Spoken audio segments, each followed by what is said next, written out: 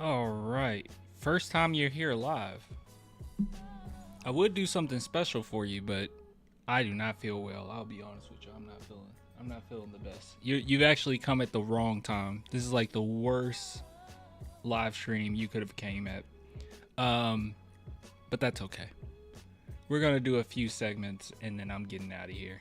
But I am not feeling the best. I need to shave and get ready for bed. Let my beard grow out a little too much, man. Look at this. I'm a mess. I'm a mess, bro. I'm a mess, dog.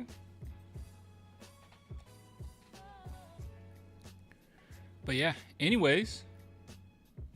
What's cracking? What's cracking? I'm gonna do something different. I'm gonna wear glasses this live stream. Crap, can I? Let's wipe these.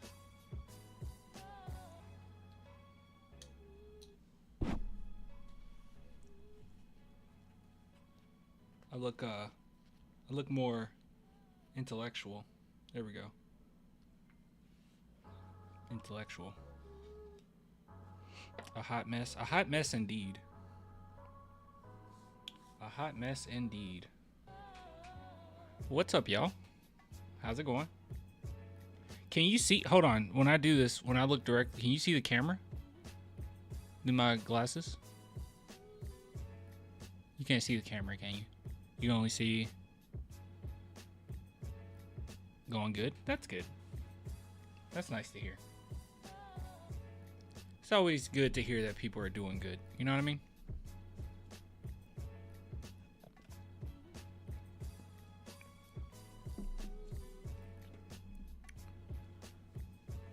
Huh.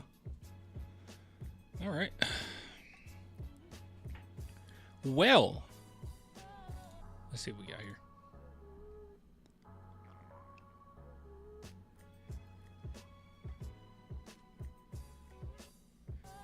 Going to my... Wait, is this your very first Spurs? This is the first time you ever been to a Spurs game, or...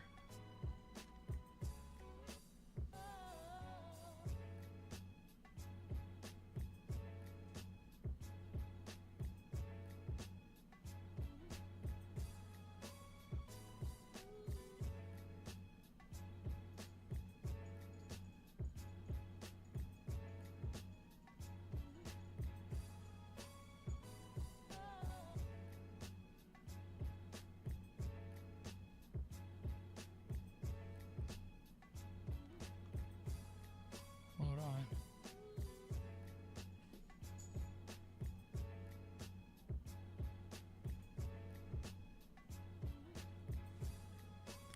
This is funny.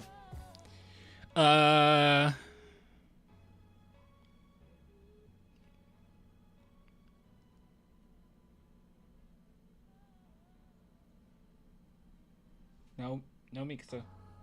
Don't jump up here. My cat is trying to jump up here. Don't do it. Be good. Be good. Don't do it. First NBA game. How is that possible? Wait, aren't you in... Oh no, you're not in... Where do you live? And you don't have to say like exactly, but where do you live? What's your take on the new Spurs arena? I think it'll be dope. Honestly, a lot of the discourse around it has become so toxic. It's kind of disgusting. I'm not gonna lie to you. From what I've seen, you know, when people talk bad about the mayor, it doesn't really seem like she has ill intent.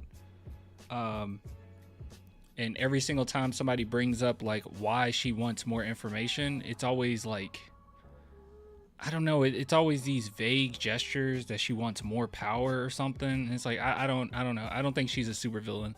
It seems like she literally just wants everybody to be 100% informed, and don't really see the need to push so hard on it so quickly.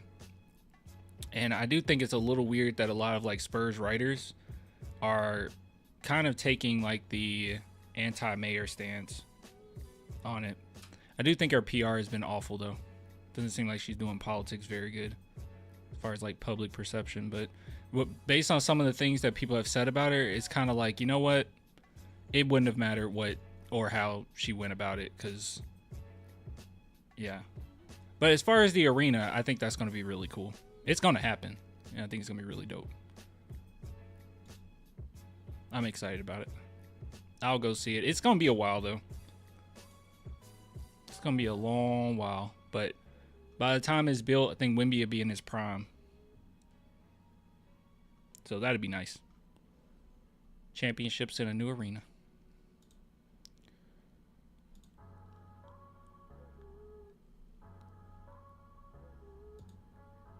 Where is this?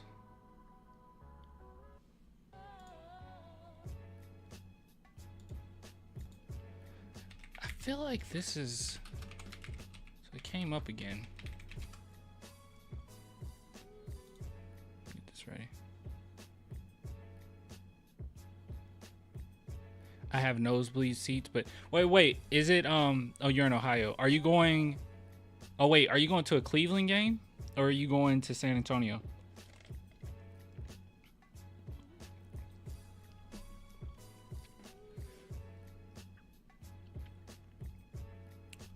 Yeah, is it Cleveland or Cleveland? Okay. If you were going to San Antonio, I was going to say the nosebleed seats aren't bad. Like, I think it's just the way that the seats are set up. If you like sit at the far all the way up, you can still see the court pretty nicely. I don't know how it is with Cleveland. In Memphis, nosebleed seats suck, but in San Antonio, it's not that bad. I think it's just a smaller arena. I think that's what it is. Yeah. Clan be looking like an intellectual a little bit.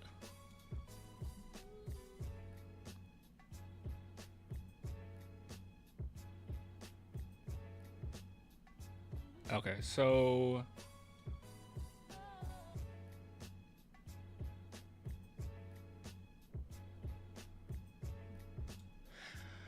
some news. Are you allowed to get closer during pregame? That's a really good question. I have no idea. I've never gotten there early enough to know when they're putting up shots. I have no idea. I wonder if you can ask them that. Wait, you can probably just Google it. Hold on. You know what? AI is good for something.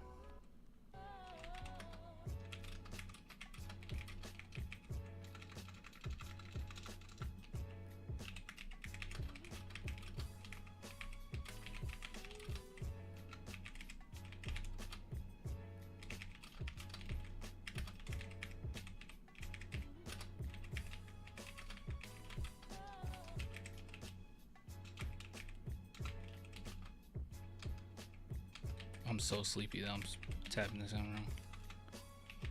Yeah, I can't even type right.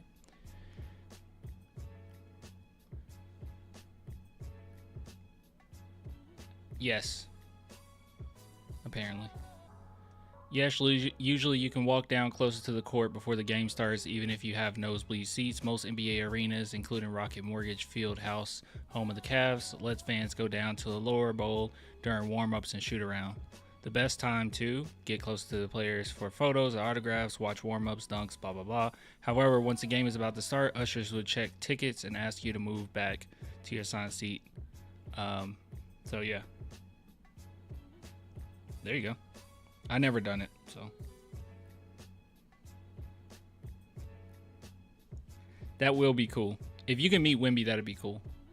So, he says December. Yeah, make sure you send us pictures. We'll go over it on stream. All right. Chat. All right, chat. Hasn't been a ton of Spurs news. It hasn't been, okay? It's been kind of dead. Not going to lie to you. But, hey, it's some fun things coming out regardless. So, one thing that came out recently, and I don't think this is much of a shocker because this was talked about months ago, but now I guess it's resurfacing. resurfacing. I'm very sleepy tonight. But the San Antonio Spurs and the Warriors, I didn't know about the Warriors, but the Spurs are showing interest in Trey Murphy III. So this is from Jake Fisher, and it says sources say that the Warriors have strong affinity for Murphy and have made outreach to New Orleans as recently as this summer. Yet sources say that the Pelicans, to be clear, have batted away calls for the 25-year-old, valuing him highly. The two-way forward will be playing on a contract in 2025-26 at precisely $25 million, as desirable as his talent. Another team known to have registered trade interest in Murphy, sources say, is San Antonio. So really no shocker here, right? The Spurs are trying to get as many of these archetypes as they possibly can, these two-way players. I would absolutely love him, obviously, if he came to the Spurs. Just looking at some stats here, if you guys didn't know or you haven't kept up with them, pretty efficient from outside shooting. That's where the two-way discussions come in. So overall field goal percentage, not the hottest, right? But 3-point percentage has been very good. So 36% this year, 38% the year prior to that, 40%. Yeah, he can shoot and he's a really good defender. So I would love to have Trey Murphy, but at the end of the day, not really sure if it's going to happen. If you're trying to get him, there is no trade like Keldon and get Trey Murphy, right? Like you're going to have to give quite a bit, I would assume, right? You see, Trey Murphy is what we wish Vassell was. Kind of. Definitely, I would say probably a little bit more. He's a better player than Devin Vassell. But yeah, so if you're trying to get him, more than likely you're trading away Vassell. You're trading away, a few other pieces, maybe even a lottery, or not lottery pick, but a first round pick in the future. There's no way you get him just like a 1-to-1 trade with like Keldon Johnson or something. Like that's not going to happen. And it sounds like right now they're kind of attempting to hold on to him, but it would be really dope if we were to get Trey Murphy. So some news there. Let me see something. Said the Spurs would be such a great fit for Murphy. I'm just not sure what it would mean for Carter Bryant, though. Yeah, that was the comment I was actually looking for. The funny thing about comments like this is something that a lot of Spurs fans have been talking about, where we have so much talent and people are just like concerned with how does this player fit? How does this player fit? I'll be honest, and we talked about this probably on draft night. But the one thing that I was bringing up was I wasn't sure, because it was only two players that I was kind of worried about this upcoming season. I'm still a little worried about Keldon. You guys know how I feel on that. But the two players that I was worried about was Malachi Branham and Blake Wesley, right? Because I felt like Blake Wesley at that point, it's redundant, right? You have De'Aaron Fox, you have Dylan Harper, who's pretty quick player. All things considered, you have other like two-way. You just have so many players that can do what he does but better, right? So he's an inconsistent shooter, but you have Steph Castle, who's a much better defender than Blake Wesley, right? And then even as far as handling the ball and getting to the rim, it's like Blake Wesley's pretty good at that because he's so quick. But you have De'Aaron Fox, right? So I was like, where does he fit? And then with Malachi Branham, I was a little worried with him because at the end of the day, okay, the best thing that he is, or the best thing that he has in his arsenal is his pick and roll game. But we're not really going to use that. So we have to just have him as a spot up shooter, which he's decent at that, but that's not his primary skill set, right? So it was just kind of a weird thing going on, especially with us trying to add more of a defensive mentality, defensive presence on the court. And Malachi doesn't really have that. So those were two players I was like, yeah, I don't know. They're just not really going to play. I don't know what we do with him at this point. But now, I don't really feel that way. Just about with any. I feel like everyone kind of has a place, right? Like I don't. And even if you were to add Trey Murphy, let's say, for instance, you you did move from Fasell and got Trey Murphy, or Fasell and Keldon, and I don't know how the numbers would add up with that. You had to do something there. But if you were to do something like that, I'm like, yeah, he still fits. But it's some people like bringing things up like, oh, we have too many guards, we have too many of this. It's like, no, it actually fits pretty well, right? I still think that my starting lineup I think this is an ideal starting lineup for a myriad of reasons, but I still want to go with Fox, Dylan Harper, Harrison Barnes, Sochan, and then Wemby. And the only reason why Dylan Harper is because obviously he's very talented, dynamic scorer. But I think that Steph Castle, if he could run the bench unit, that would be incredible. And I actually trust him more so running that bench unit than Dylan Harper, right now. So I don't know. I just really like that.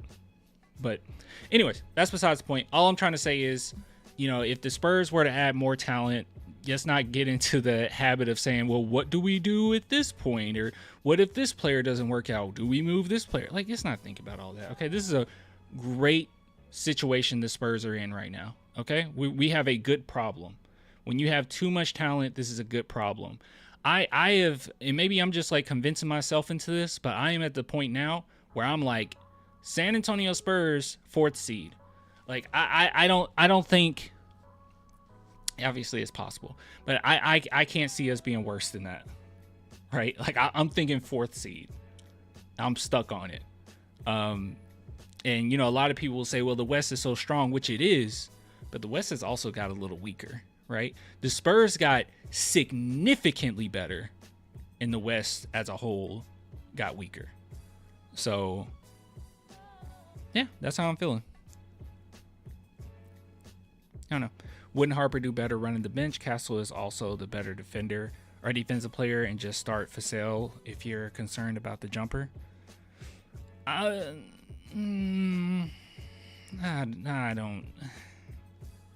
don't know. What makes you think Harper would do better running the bench than Steph Castle? Like, I feel like Steph Castle would destroy bench units. By the way, mind you, with me saying starters, that doesn't mean who finishes the game. I still think Steph Castle would finish the game right now. I just think that it's a little bit more balanced. And another thing, too, a lot of people will say, like, Dylan Harper is not a good shooter, but he's actually pretty good off ball. Off ball shooting, he's really good. I would encourage you to watch. Hold on. This is going to sound very conceited of me. Follow my other channel, Spurs Invasion, which we're going to add more on there. But watch this video right here. And I kind of talk about Dylan Harper a little bit. I bring up some stats that a lot of people don't bring up. Go watch that video. Tell me what you think of it. But his numbers with, like, when the ball isn't in his hands and he's a catch and shoot player and he's a cutter, is really impressive. It's actually really impressive. So he's better than people think as far as the shooting guard position. I think a lot of people just kind of sum it up to, oh, well, his numbers aren't that great when he's shooting outside shots. It's like, well, he was on a team where Rutgers, where it was just him and Ace Bailey, and all the attention is on him taking contested jumpers. It's kind of difficult. But when he could take on the more, okay, I'm open, give me the ball type shots, he actually looked really good. So yeah. Why can't we just play Fox at the 1, Harper at the 2, and Castle at the 3? That's not even small. Well, I mean, I just like the idea of Barnes starting because he's like lights out shooter. Like he's kind of, he was ridiculous. Like, what was his numbers last year? Harrison Barnes stats.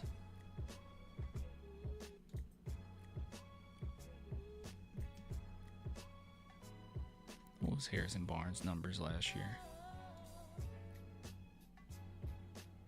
He shot 43%.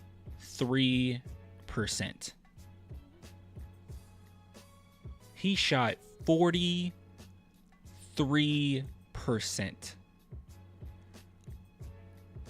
I'm starting Barnes at small forward. It just makes the most sense for me. You can do that. It's not small, by the way. I do agree with you. Castle at 3, that's not small. Castle is, I mean, that's why you got him, right? He's very versatile. He can play multiple positions, but I'd rather just have Harrison Barnes at that 3, honestly. But if they start Castle, like, that's totally fine too. Especially if I think Castle's 3-point shooting probably is going to improve. These numbers are really good, by the way. Matter of fact, this is like some of the best numbers of his entire career. We don't really notice these things when you lose so many games, but this is the best percent. He had his best percentages ever under the Spurs system. Like ever. 50%, 43. He never had better than 43%. He never had better than 49%. Dang. He used to take more shots, though. Man, Harrison Barnes in his prime was like something serious. I was actually afraid to go against him.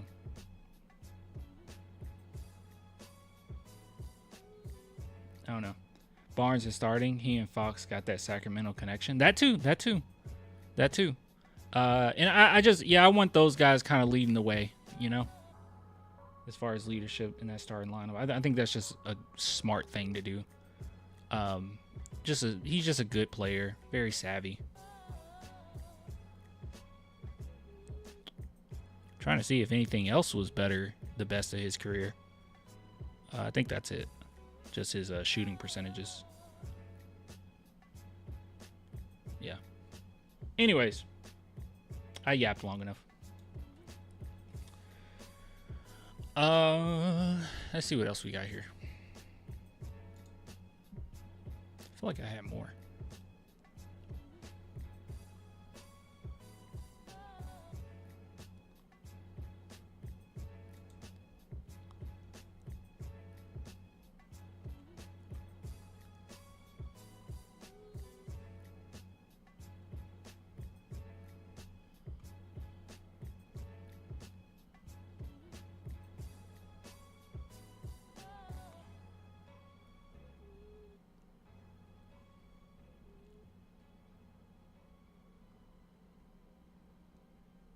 This is weird. Let me see if I can find anything on this.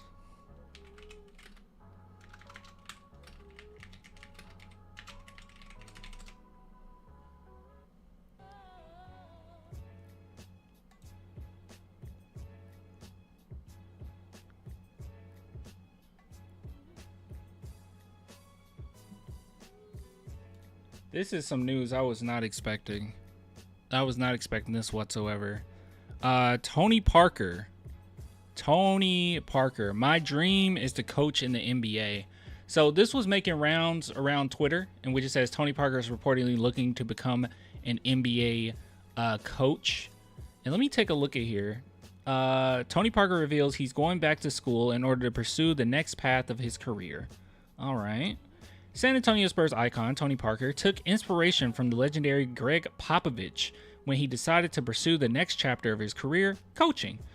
According to the four-time champion, Pop has been in his ear about coaching since he showed interest in the profession, to the point that the former Spurs point guard was invited to observe the team over the course of last season.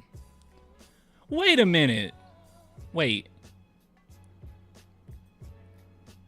That's why Tony Parker... Did you guys know this? I'm a fake fan. Did you guys know that this was why Tony Parker was at all these games? Because I saw him at a lot of Spurs games.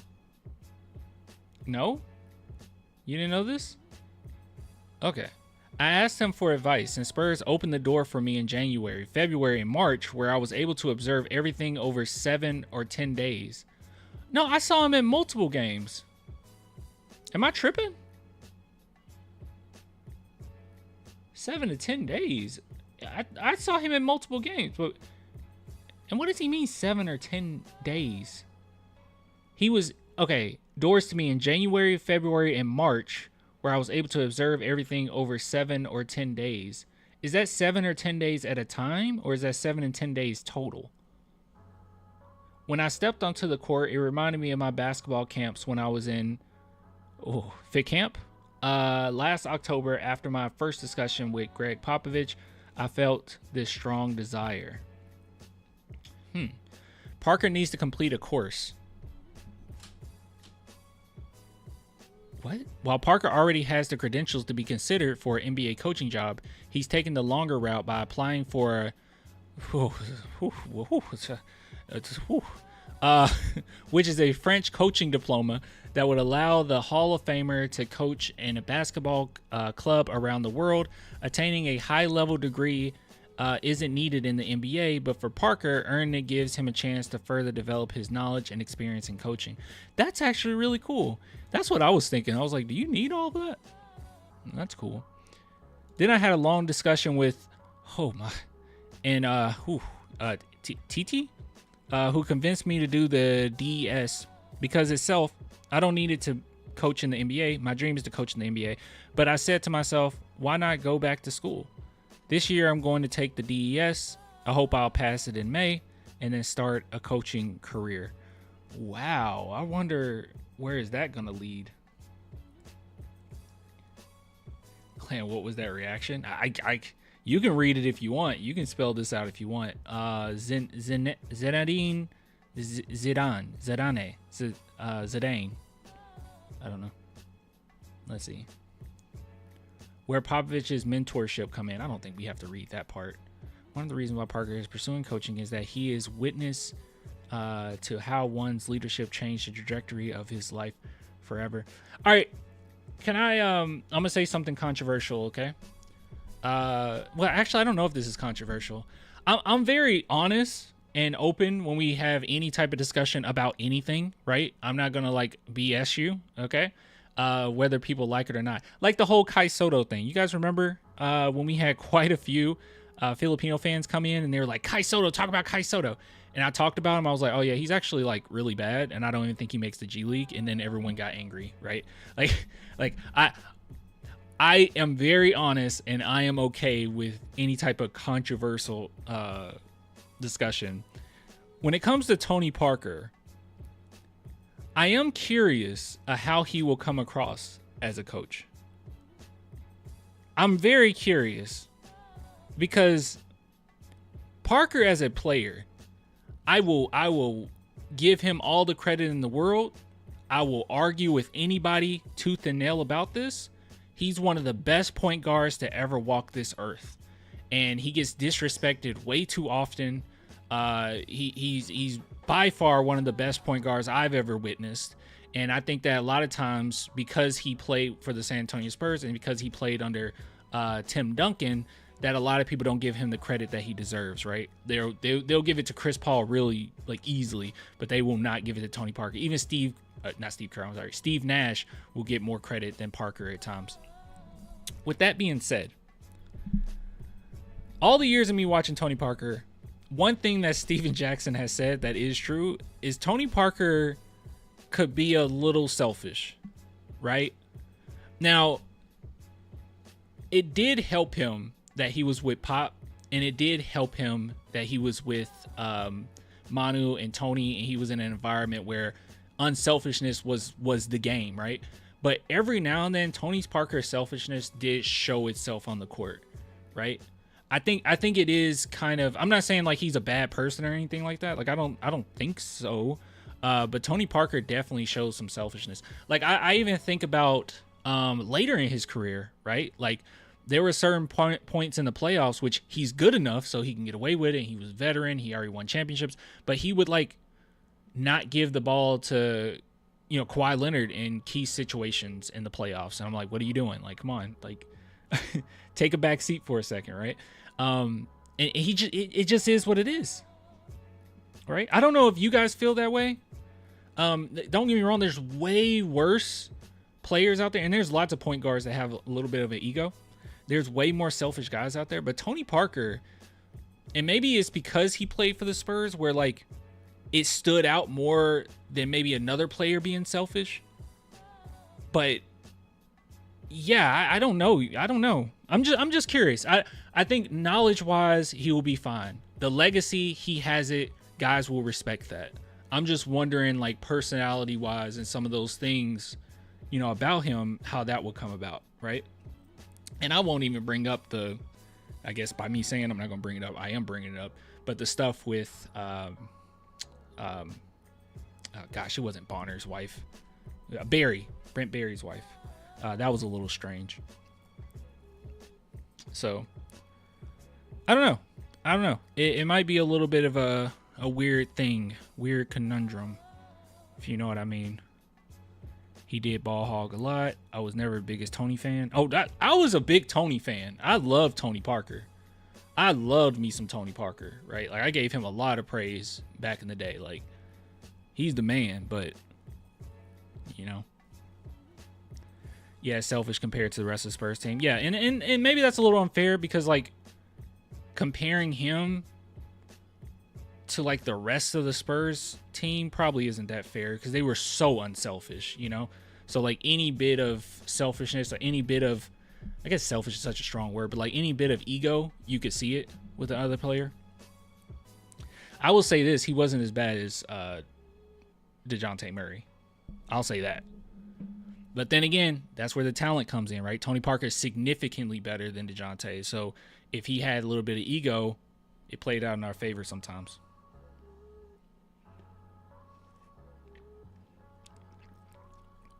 I think he needed that edge, though, to be great. He was doubted a lot. I don't want you. Everyone's built different. Everyone, you know, interprets things different. Everyone acts on things a little bit differently, right? But I mean, Manu Ginobili was doubted. You know, he was very doubted. But I understand. I know where you're coming from. I would say Tony Parker had larger shoes to fill than even Manu. I would say that. I think I could say that with confidence. Filling in for Avery was a tall task.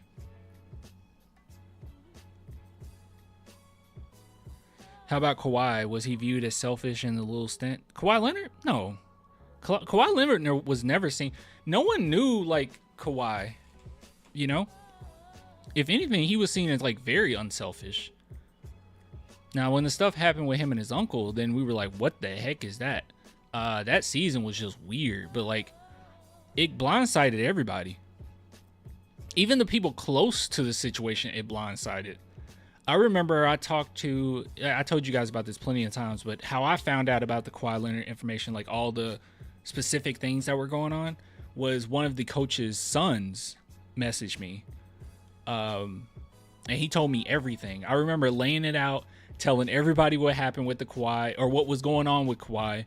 And nobody believed me.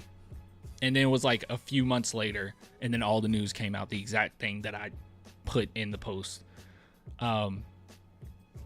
But yeah, everyone was blindsided. Like it yeah.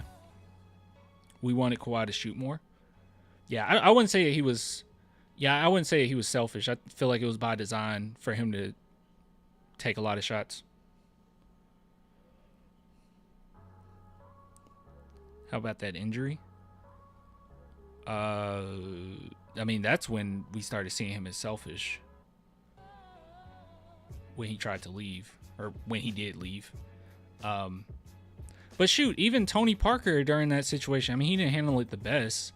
I'm not one of those that, because I think too many people take what happened with Kawhi and how everyone responded to that situation, and they say, "Ha, see, that's why he left." And it's like, no, dude, like, you can't use that as an excuse. Like that's like, I don't know, it's like somebody slapping the crap out of you on the street, right? And you like punch him in the gut, and then everybody's like, "What? Why? Oh my goodness! Oh my goodness! How dare you punch him?" Everyone saw that, right? Everyone saw him punch him.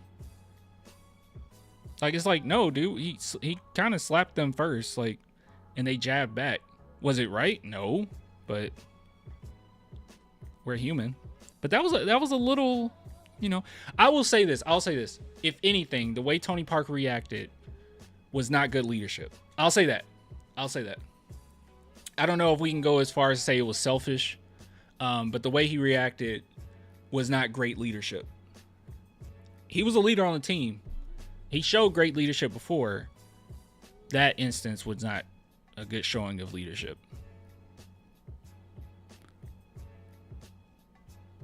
Well, everyone says Tony's comment pushed Kawhi over the edge. Everyone says that. I don't buy it. Kawhi was going to leave regardless. I don't buy it.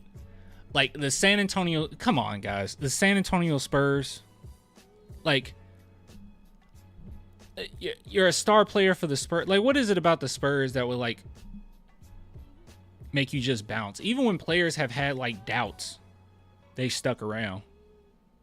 And they benefited from it. And they were like, oh, well, I do like the culture here. Tim Duncan, LaMarcus Aldridge. You know, guys stick around. They really like the culture in San Antonio. I mean, what was it? You know, people could say, like, oh, it was, well, some people even made the excuse like it was a championship. Like, oh, he wasn't going to win another one. It's like, get out of here. The Western Conference Finals, then you leave. Get out of here. Yeah, I do think that we would have won in 2017. I think if the Spurs would have got to the finals, they would have won. I think that series would have went to like 6 or 7. Kawhi was crazy good that year. He probably didn't like the city. That's what it was. He just wanted to go to LA. It had nothing to do with anything. Yeah, I don't buy into that narrative of, oh, you know, Tony Parker pushed him out. Just bringing up that he wants to be a coach in the NBA. And there's been clear signs in his career where he just wasn't a great leader, but he has the basketball mind. You know, maybe he's like much more humble now. I don't know. But yeah, we'll see. That's some crazy news though. I was not expecting Tony Parker making that announcement. Ooh, excuse me. All right, what else we got here?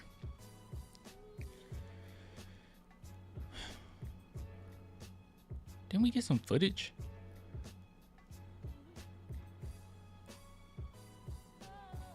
Or was it what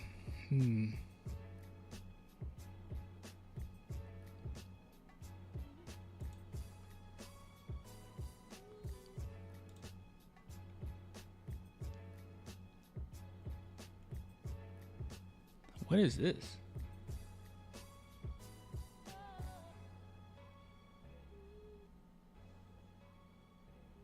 Jersey leak? He says an NBA jersey leak?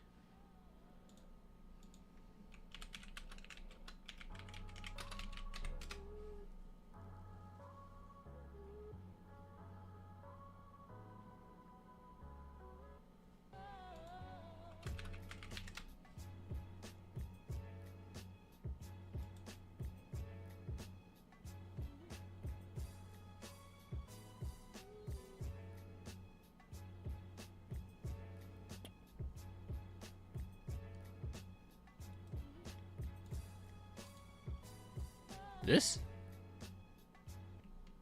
Hold on. Is that what you talking about?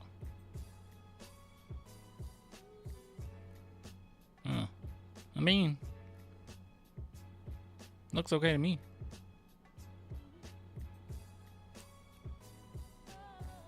Oh, okay. I mean, yeah, I mean, it looks all right to me. I don't really have anything. It's replaced the black statement jersey we had.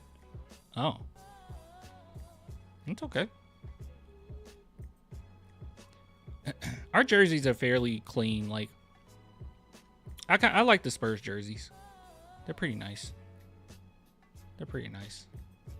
All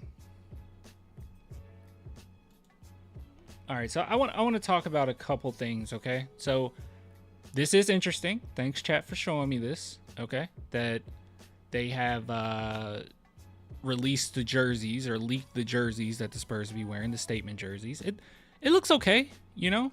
It looks all right. But I also want to talk about Harrison Barnes because someone tagged me in something. I want to take a look at this. Before we look at the Harrison Barnes stuff, though, hold on. Actually, speaking of 2K, Dude, NBA 2K is like the worst game ever. Show you guys something.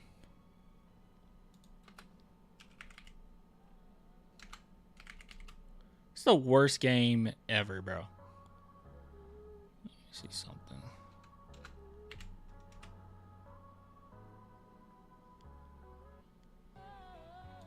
I'm gonna show you guys something. Let me find out which one it is. Where is it? Is it that one? Okay.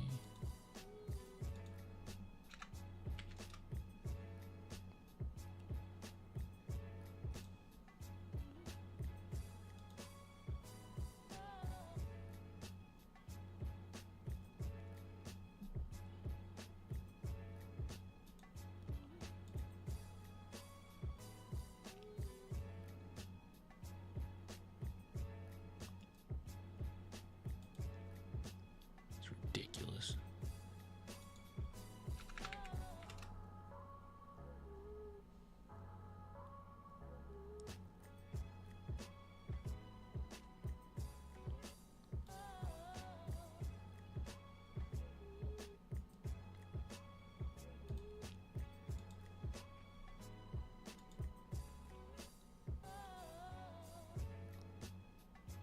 I think it's a better one though. Was it 2K?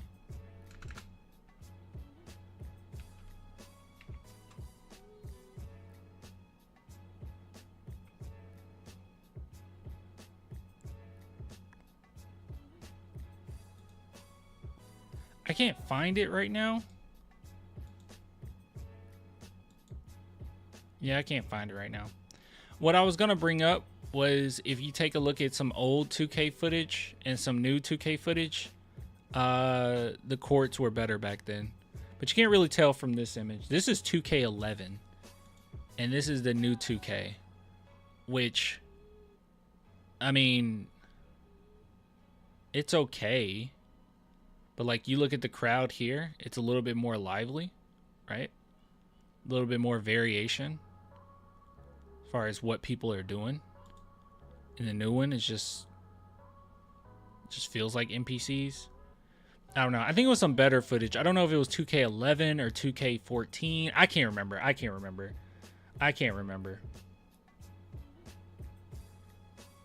Yeah.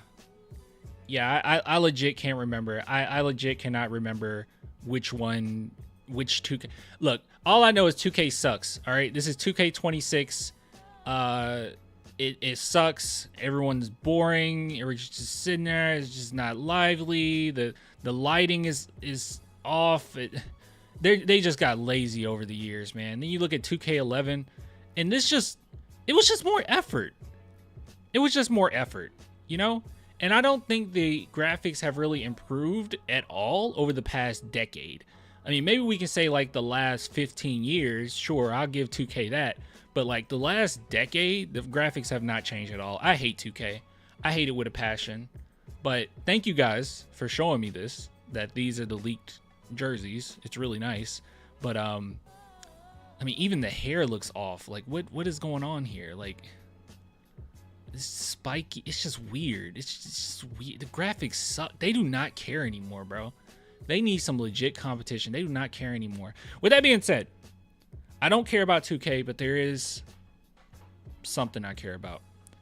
I care about the construction of this roster. Somebody tagged me in this a while ago, and they were like, hey, you need to take a look at this. And our boy is balling out. So this is from Be Like Mike. The Be Like Mike is... We recorded this? I have no idea what that is. Open Gym, Harrison Barnes. Let's take a look. Okay, I got the audio off. I did not realize it was copyright. That's definitely copyright. Listen to it in silence. Actually, I want to listen to it. You guys can't hear it.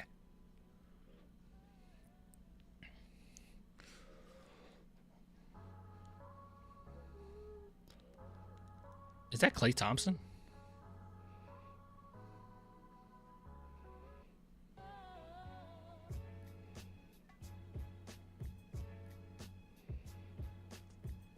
Is that the logo?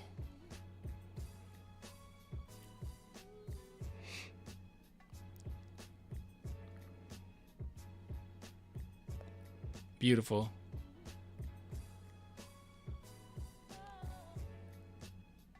This song sucks. I'm muting it for me too.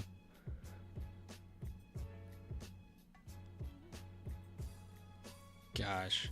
Harrison Barnes is so good, bro. He's so good. One thing, wait a minute. Is that Steph? That's not Steph Castle. Wait. That's Steph Castle. Is that Steph Castle? That's Steph Castle. That's Steph Castle. That's definitely Steph Castle.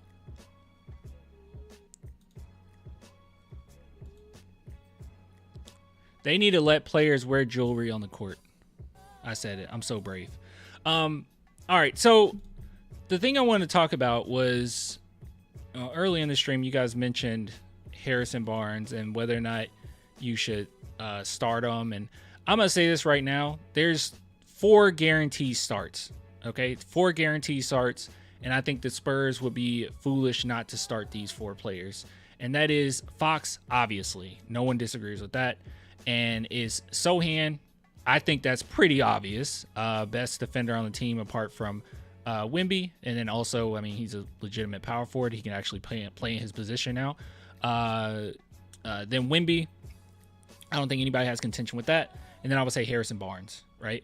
Because Harrison Barnes is kind of like I know it sounds disrespectful when I say this, but I think it's a little bit of the truth to this, right? Like he's kind of the perfect placeholder for now for, you know, whoever is the young guy that's going to take over that spot, right? That 3-point shooter, that 3-and-D spot that we desperately need at that small forward position. He's kind of perfect for that. He's crafty. He does the dirty work. He makes right decisions. Just a good solid pillar on that offense. Now the question is who starts at shooting guard, which I think if I put on a poll, most of you guys are going to say Castle. Like I don't even think I have to do a poll for this. I think mostly out of respect, people are going to say Castle. I would make the assumption that most Spurs fans wouldn't say Devin Vassell. Most will say Castle, and then maybe Harper, then maybe Devin Vassell, right? I think that's what a lot of people will say.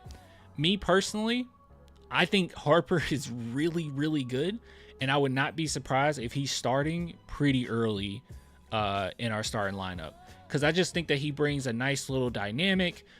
He's also really good without the ball in his hands as far as a catch and shooter, right? Like Steph Castle is good without the ball in his hands, but he's not a good catch and shooter right now. But we'll see. Maybe that changes it this season. And I do agree that Castle is a better defender, but Harper's also a pretty good defender. So me personally, I just like that. And, you know, some people say it doesn't fit, but it actually fits completely well. Harper's, you know, perfect for that.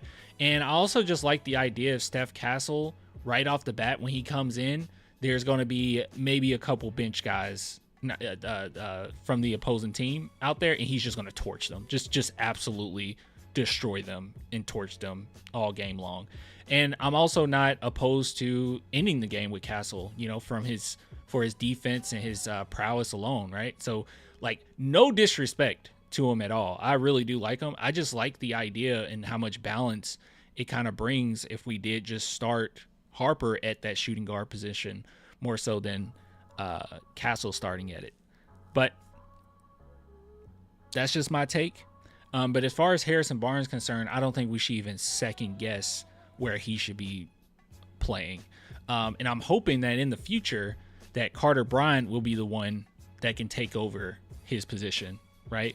And things are pretty positionless nowadays, right? Like he can move around. Carter can move around a little bit, but I'm just saying what's going to be your primary position, and then we adjust from there. Yeah, I think Carter can take that on, but he got some really great mentors on this team that's definitely going to help him. So I'm excited. Spurs had the highest scoring bench in the NBA last year. No, we didn't. Did we really? Wait, really? No, we didn't.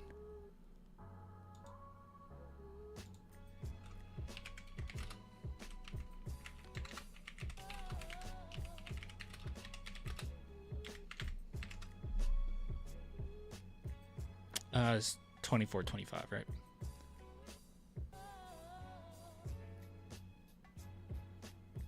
Well, I'll be hot darned. I'll be hot diggity darned. You're 100% correct. By a very small margin, but you're 100% correct. Huh. I didn't even know that. Well, there you go. How many games did Steph Castle start?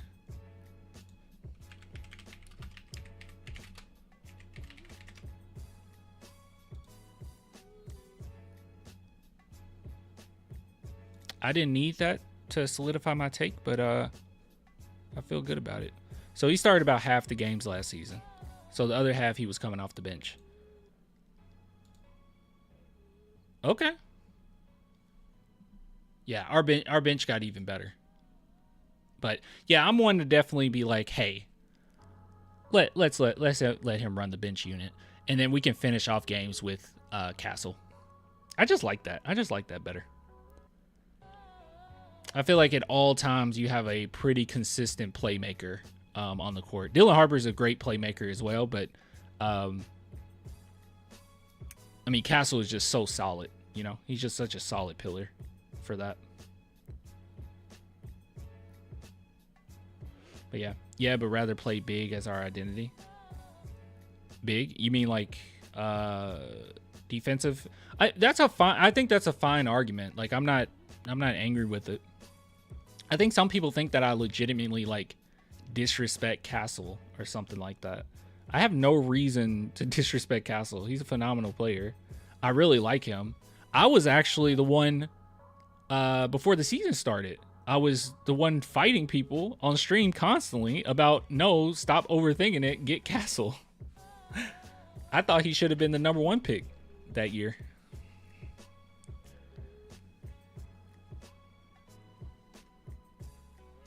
Like, don't put Carter at 4.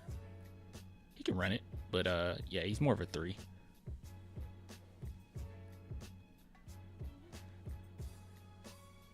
That's crazy. Yeah, I had no idea that our bench unit was that good. Let me see.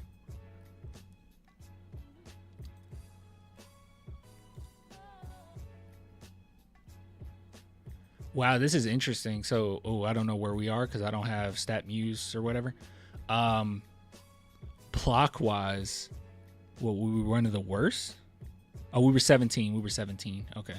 So we were kind of mid. Protecting the rim. What about steals? We were 7th in the league. Our bench had a lot of tenacity, man. Man, our bench had a lot of tenacity. One thing the Spurs do not lack, guys, is effort. And then as far as, okay, so we were mid 3-point shooting, mid blocking, very high steals. We were top 5 in assists.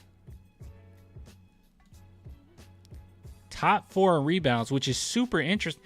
That is very interesting that our bench unit was top 4 in rebounding, even though we didn't have a legitimate backup.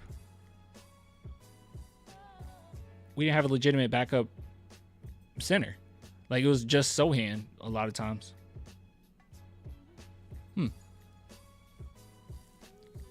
What about our field goal percentage? Top 5. Dang.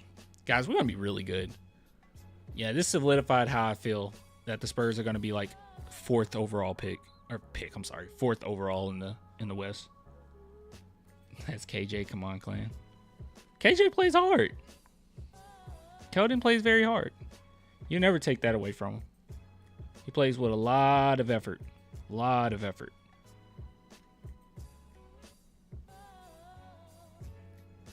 So while it's impressive that we were the best bench statistically, I don't know it means anything. Well, things were moved around a lot, right? Like, you also had quite often Fasel coming off the bench, right? Because of that injury. And then you had Sochan coming off the bench. And these are two guys that legitimately could be just starters, right? I mean, Sochan is a starter, but yeah, so it was a lot of moving around. Yeah, context for us wasn't like we had the best of the best players starting, and then everyone else coming off the bench was doing their thing.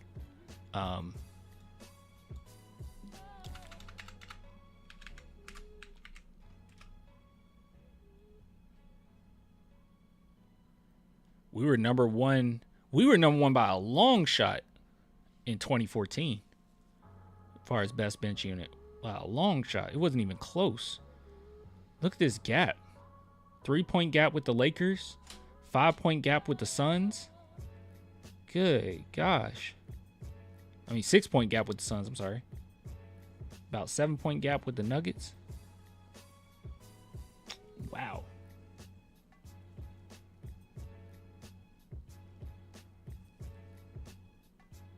Oh, that's a good point, too. Also, what matters more statistically for comparing benches is what is their plus minus? Do leads increase or shrink? Do they even have that on here? All right, they do. Plus 1,545. Actually, I can just go back one, right?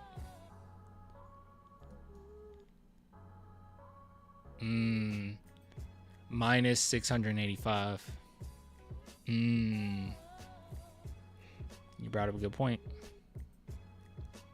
It's pretty ugly, but still, the amount of shots that they were able to put up was impressive. We have a pretty good bench. They played pretty hard. We were just a funky team last year, man. We were a funky team. We gave up so many points.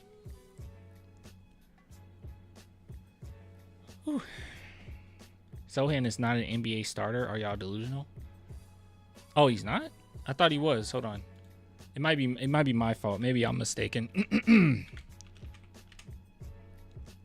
Let's see. If I type in Jeremy Sochan. Okay, he is an NBA player, so we got that part right. I was afraid that he wasn't even in NBA. I thought I was delusional here. Let's see. Half the games he was injured, big chunk of the season. Half the games he started.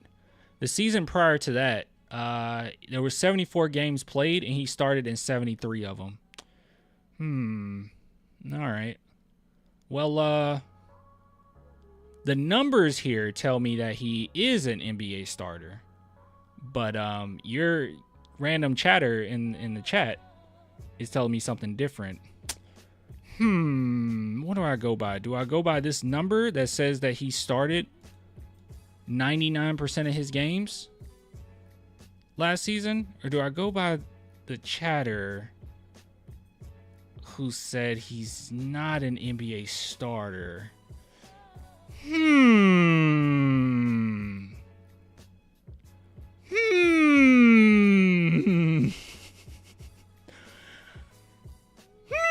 Okay. I'm sorry.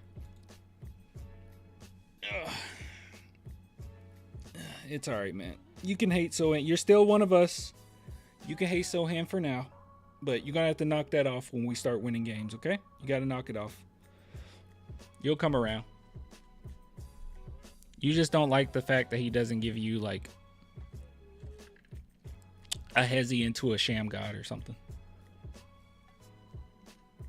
And he doesn't shoot half-court shots.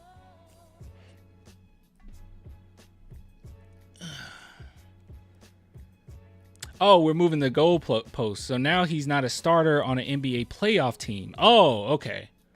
Oh, okay. All right. Because you know that the Spurs haven't made the playoffs in so long. So, yeah, I can't. Yeah, okay. All right. Gotcha. Ah, he's a liability. Oh, that's what it is. Sochan is a liability. That's crazy. That's crazy. Sochan's a liability. Against whom? Against whom is he a liability? I'm looking here. This is Anthony Edwards. And Sochan's one of the best defenders that guarded him last year. He caused 5 turnovers. More so than all of his peers. That's kind of a liability. That's a little bit of a liability. Oh, boy. Oh, yikes. You're right. He's so trash. He's such a bad player. I don't even know why he's not even an NBA starter. He shouldn't be in the NBA. He should not be in the NBA.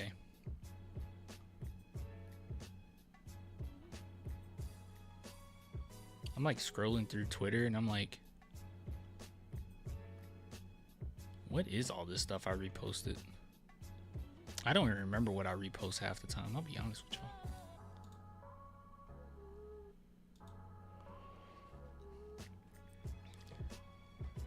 Sochan says Sochan doesn't need to become a shooter. Everyone else does. Sochan needs a more consistent jump shot, but like he didn't take that many this last season. And it seems like he's been working on it. But yeah, he doesn't have to be a shooter. He needs, like, if Sochan could take like 2.2 threes a game, right, and give us like 35%, a strong 35%, that is fine. Or if he could just be like a corner 3-point shooter, that is fine. Okay, but he doesn't have to shoot lights out, nor do I think he ever will shoot lights out. If I'm wrong in that regard, I'll be happy to be wrong, but he's just not. He was so bad in college. Like, I don't think people realize how bad he was of a shooter in college. He was such a bad shooter. His jump shot just looked broken, bro. So the amount of the amount of improvement that we've seen since college is kind of remarkable.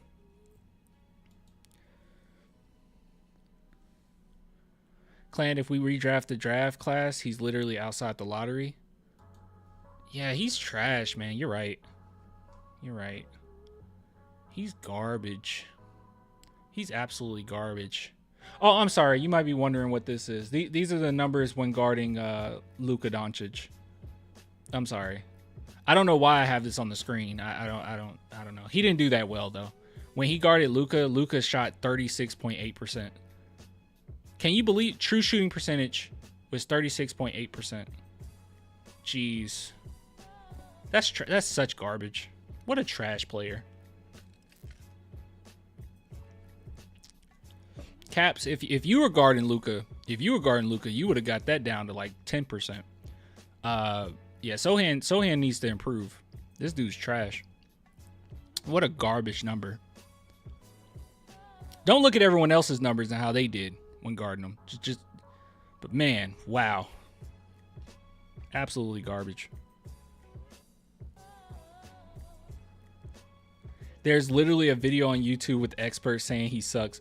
Wow. Yes, I definitely want to go listen to the experts tell me how Sochan sucks. Are you serious right now? What a silly thing to say. You never played basketball, Clan. You don't know. You know what? Actually, I did play basketball. I was the #1 athlete at my college.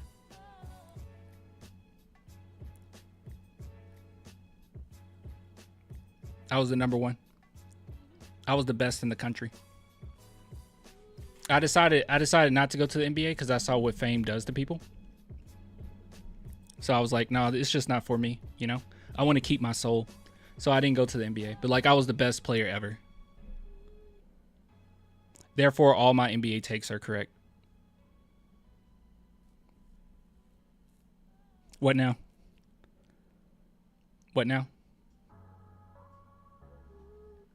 I played basketball. I was the best in the world.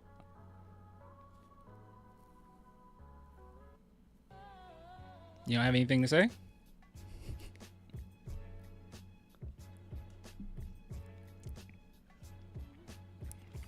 Same thing happened to me, Clan. Okay. What do you think of Sochan? AJ, what do you think of Sochan? I mean, I was about to say greatest player in the world, but I was going to say second greatest player in the world because I'm the greatest player in the world. I play horse. Oh, you played basketball before. What do you think of Sochan? Actually, let's actually listen to an expert that played in the NBA. Kendrick Perkins. Let's listen to what Kendrick Perkins has to say. Let's hear some of his takes. Or maybe Charles Barkley. Let's listen to Shaq. You know, Shaq played in the NBA. He was really good too. He's actually one of the greatest players to ever walk this earth, some people say. And he said Wemby was soft. And he said that Wemby's the same as Bobo. He played in the NBA. He played in the NBA.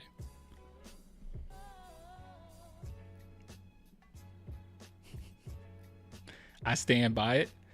Wait, but you said that you said, Clang, you didn't play basketball, so you don't know. But then when I told you I did play basketball, now you're like, that doesn't matter? So what matters? Or is it that the only thing that matters are takes that agree with yours? Maybe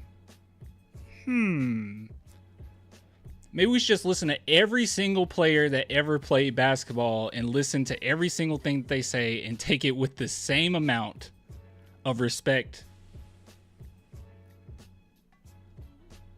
as people that actually know what they're talking about. You never played? Oh no, I played. I just told you I played. I was the greatest player in the world. Yeah, I was the greatest player in the world.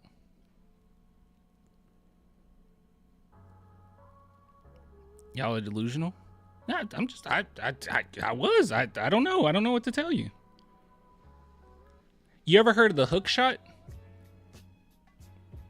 You ever heard of the hook shot? I don't know if you guys ever heard of that. I actually invented that.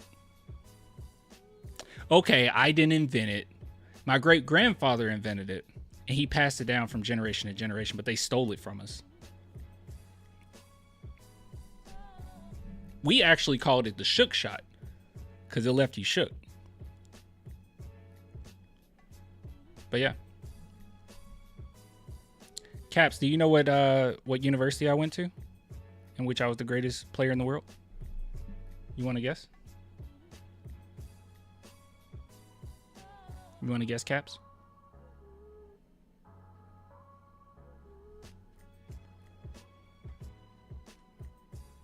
You want to guess?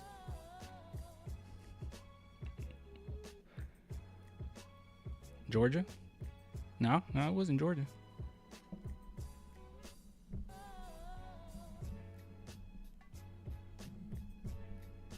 It was the University of your mom.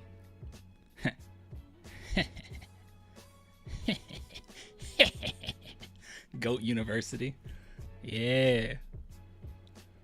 Yeah. You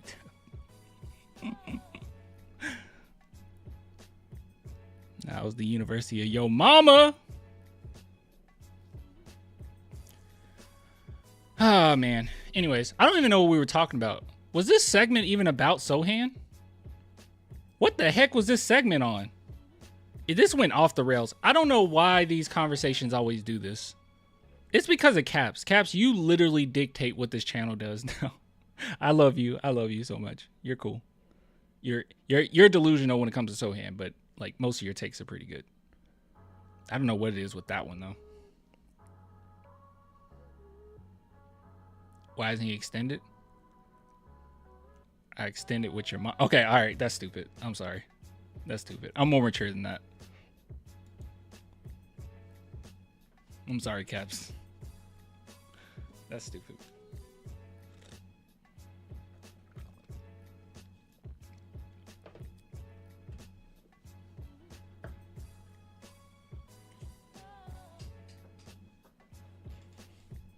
Honestly, why isn't he extended?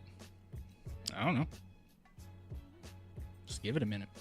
Let's see what happens.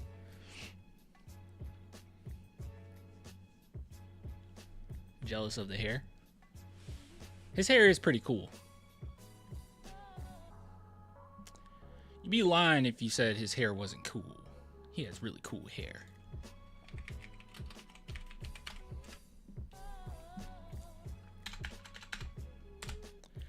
Boom, boom, boom, boom, boom, boom, boom.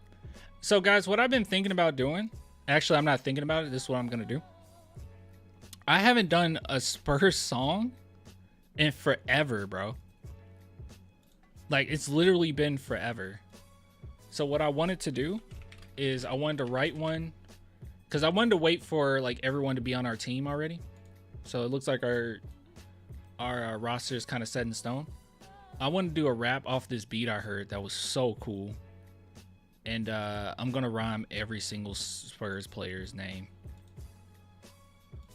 It'll just be a typical like brag rap and then just add in all of their names, right? That'll be fun. I don't know where the Kings fan guy. He'll probably be back once the season starts. Even Spurs fans aren't really here right now. It's just us. I don't hate Sochan. He'd be great on a team like the Warriors or Lakers, but with us, he doesn't fit. Calm down. Calm down. It's just fine.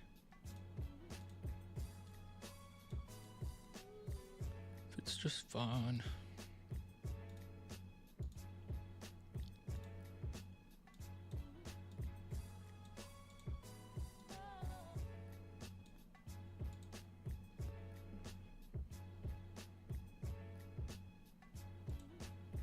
I was about to say something.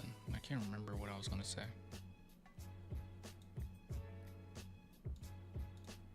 I forgot what I was going to say. I'll be honest.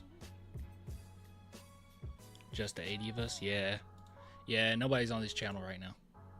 It'll pick up. It'll literally pick up like September.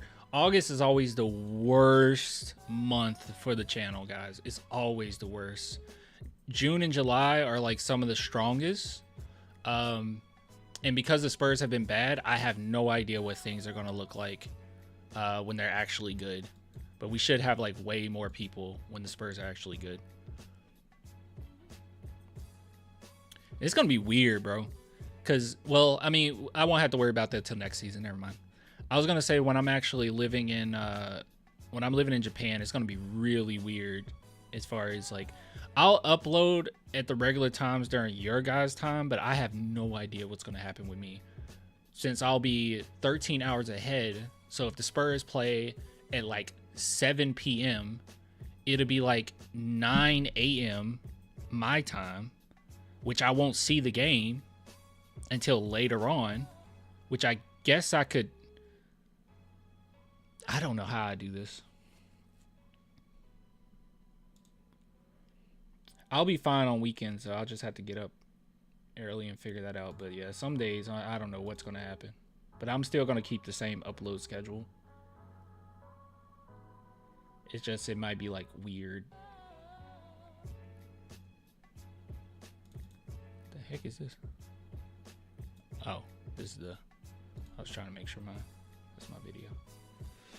How many things did we go over? I don't even know if 3 things.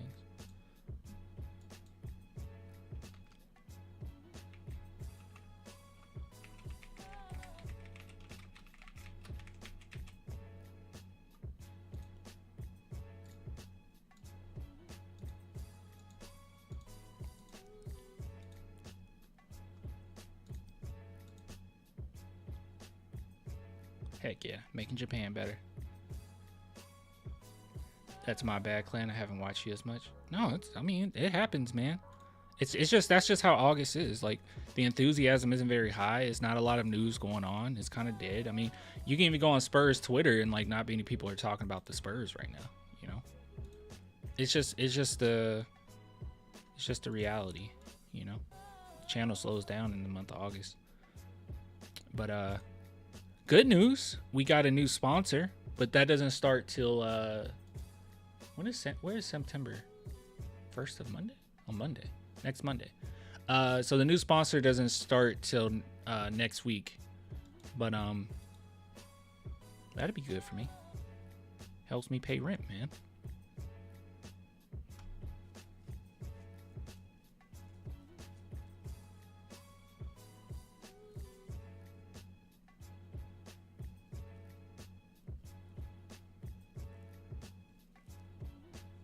Clan, the Japan fan. Heck yeah.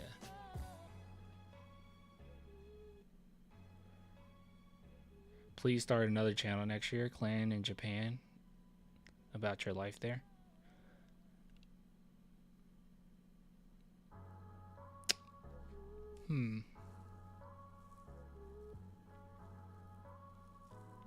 It's kind of a weird thing, right?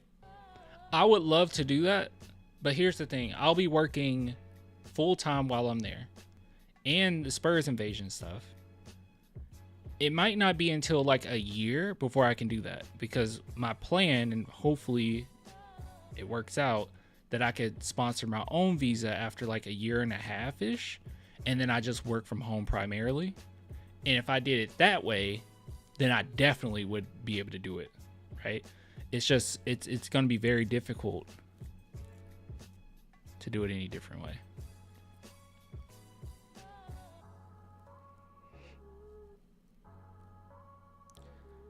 Clan, you see what happened with David Jones Garcia? Huh?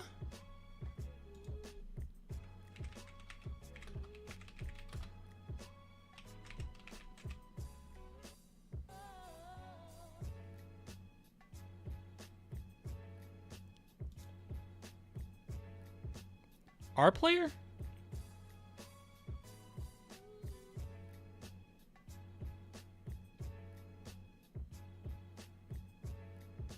This is our guy, right?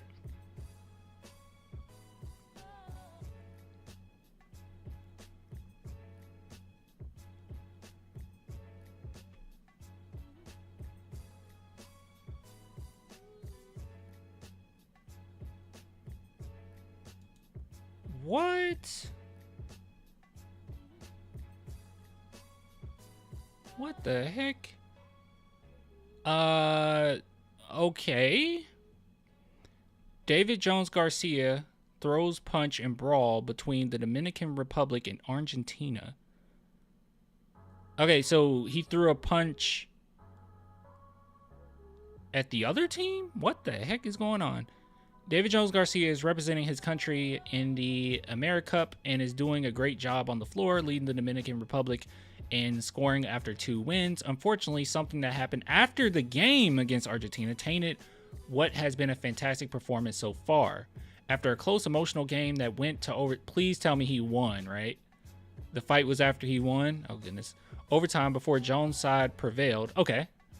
The two teams started pushing and shoving each other. It's unclear how it all started, and several players were involved. After a few tense moments, it seemed things wouldn't continue to escalate. But then Jones couldn't be contained, ran across the baseline, and took a swing at one of Argentina's players.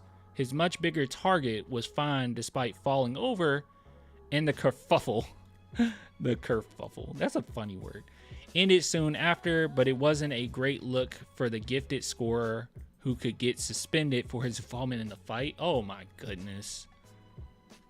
Do not squander this opportunity. Do not squander this opportunity. Let's turn this down. Let's see here. Where is it?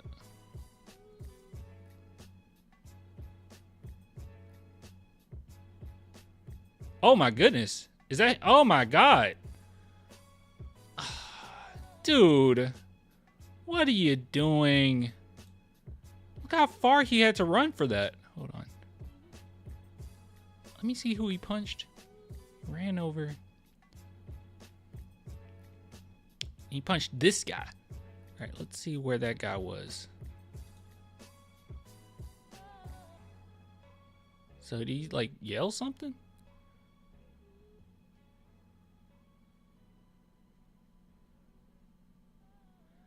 That is so dumb. Oh boy. Somebody say he's going to get cut from the Spurs. I don't think you get cut for this. Like, it's a fight in basketball. It happens. That's very stupid. I don't know. I'm not the biggest fan of this, right? Like, in-game stuff to make other people lose their temper. Okay, I don't want it to be our guys losing their temper. This is so dumb and deliberate. He ran all the way across. Like, I just wonder what the heck did he say to him? He ran all the way across. Look how far he ran for this. He knew exactly who he wanted to hit. Yeah, that's a bit much, y'all. Oh boy.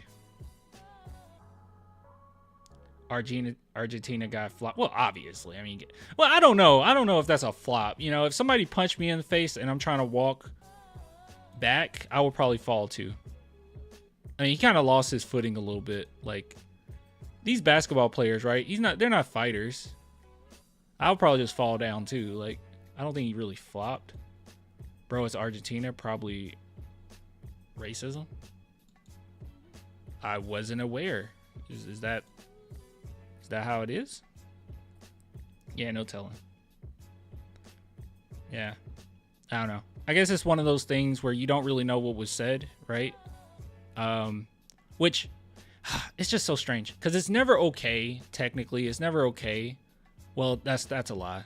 Sometimes it is okay to punch somebody based on what they said. It depends on what they said. I think it's a little nuance here. Yeah, it's a little nuance. If he was just like, hey man, you're stupid, I think that's a bit much to run across the court and punch him. But if he says something wild, yeah, I think it's probably pretty deserving. It's still a bit much though. You gotta contain yourself. Like, you're doing well, you're performing well, you just won the game, you got an opportunity with the Spurs. Like,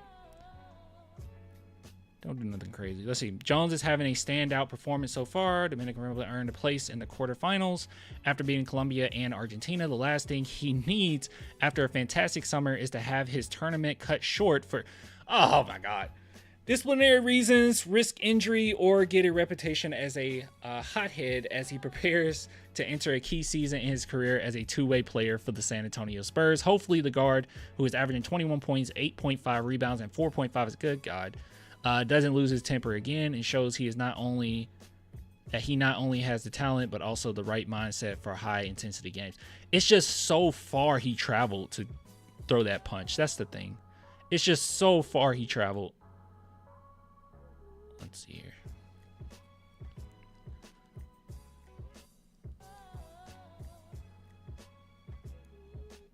Okay, that's the end of the game.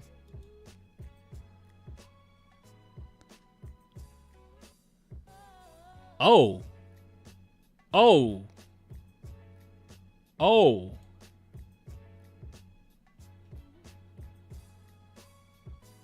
Okay, so we didn't see what was before. Look at this.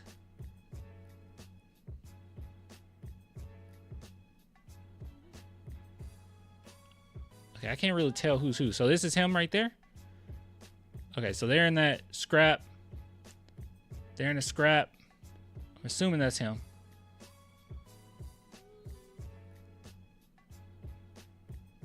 Okay, yeah, that was him. I don't know, y'all. I don't know. The longer clip.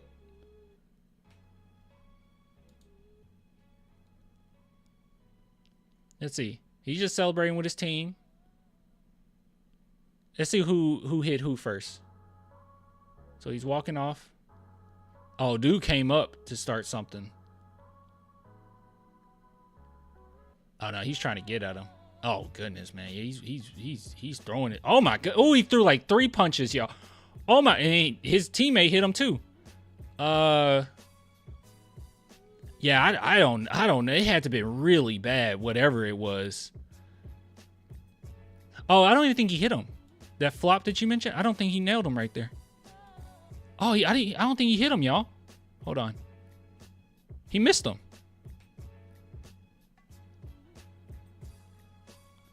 Instant replay. He missed him. He missed him. He did pull a LeBron. The AC is broken. Oh, I'm cramping. He pulled a LeBron. Oh my goodness. Okay, yeah, he didn't even hit him right there. I mean, they're not gonna see it that way. It doesn't really matter. Most of the punches came here. I don't know. This happens sometimes. I'm not gonna hold it against him. The guy literally came up and provoked it. Ideally, you will want, especially you're doing super well and you have a great opportunity. Ideally, you will want to your player to just walk away, Like, hey, you lost. I won at the end of the day. Go home and be miserable. But not everyone can contain themselves, especially if you say something. He wanted to provoke him. He obviously came up to provoke them. So no telling what he said. But yeah, these are a lot of punches being thrown right here. That's crazy. That's crazy. That's crazy. Those some clear punches too. This guy's gonna get in trouble. I think he said your mama. That's not enough.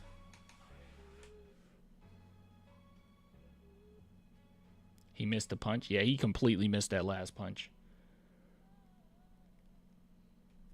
Interesting. Make him a starter? Okay. All right, well. It's kind of hard. It's kind of hard to tell. That's wild, though. Thanks for showing us this. Wow. Hopefully everything's okay. And hopefully this guy didn't hurt his butt too bad when he fell on the ground. At least he wasn't on the ground holding his head like, oh, he just hit me. Oh, wait, yeah, he did. Yeah, he did.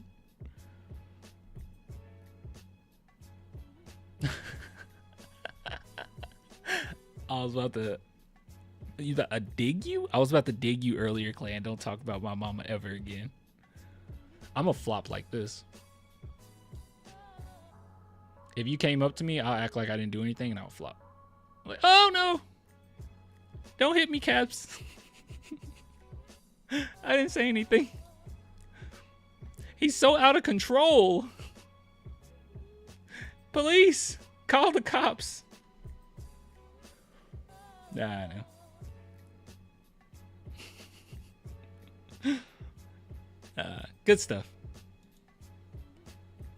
Interesting. That definitely got it. We definitely got to upload this. Like, that's crazy. I did not know about this. You gotta do better, man. You gotta do better. You're in a great situation right now.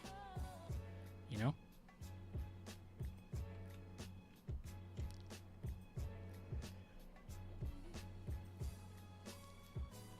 Think of this. Would you want a player who could get suspended for throwing a punch? Would you take the risk he might be unavailable for a critical game or series? I think it depends on the talent, to be honest with you. I honestly think it just depends on the talent. If you're talented enough, then yeah, I think I'll risk it, you know? I mean, I know that's not a great answer, you know? You want everything to be fair, but you know, that's the truth. Depends on how good you are.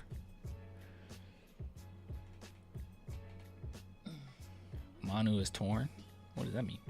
Clan pull a Carlton Mama No. Mama No. Yeah, I really think it just kind of depends, you know. Sometimes those guys are worth it. Like, would you say you don't want Draymond Green? And Lord knows that he'll be unavailable during the game. And DJG won't be a Draymond. My assumption. I haven't seen a ton of them, but I doubt it. That's a whole nother feat. But like Draymond, you would take it. So it just depends. But he's not as talented as Draymond, so I guess my tolerance for it is going to be a little lower, or actually much lower. So I won't even pretend to be tough. I haven't been in a single fight my whole life. Yeah. I told you guys how I got jumped.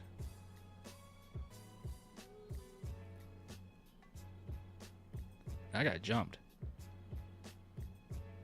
The only thing on my side is that I can say that it was like a bunch of people. It was 20 gang members jumped me at a park when I was 18. But I can say it was 20 of them. That was basically the only fight. Well, I got in a fight like in elementary school. That doesn't count though. Like I was like in 5th grade. You good, bro? They lame for that. Man, I had broken bones. I was bleeding. And this was like not too, like it was just like a few weeks from prom.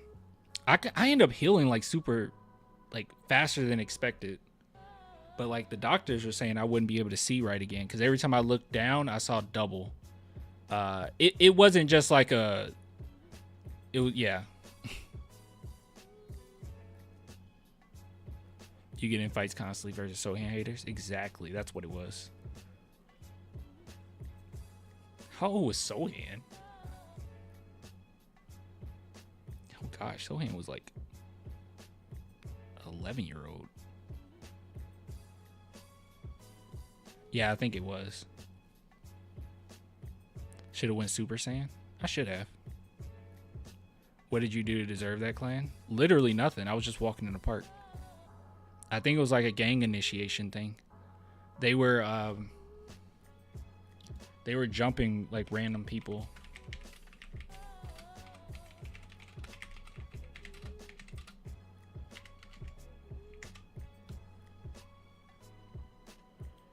Yeah, let's see.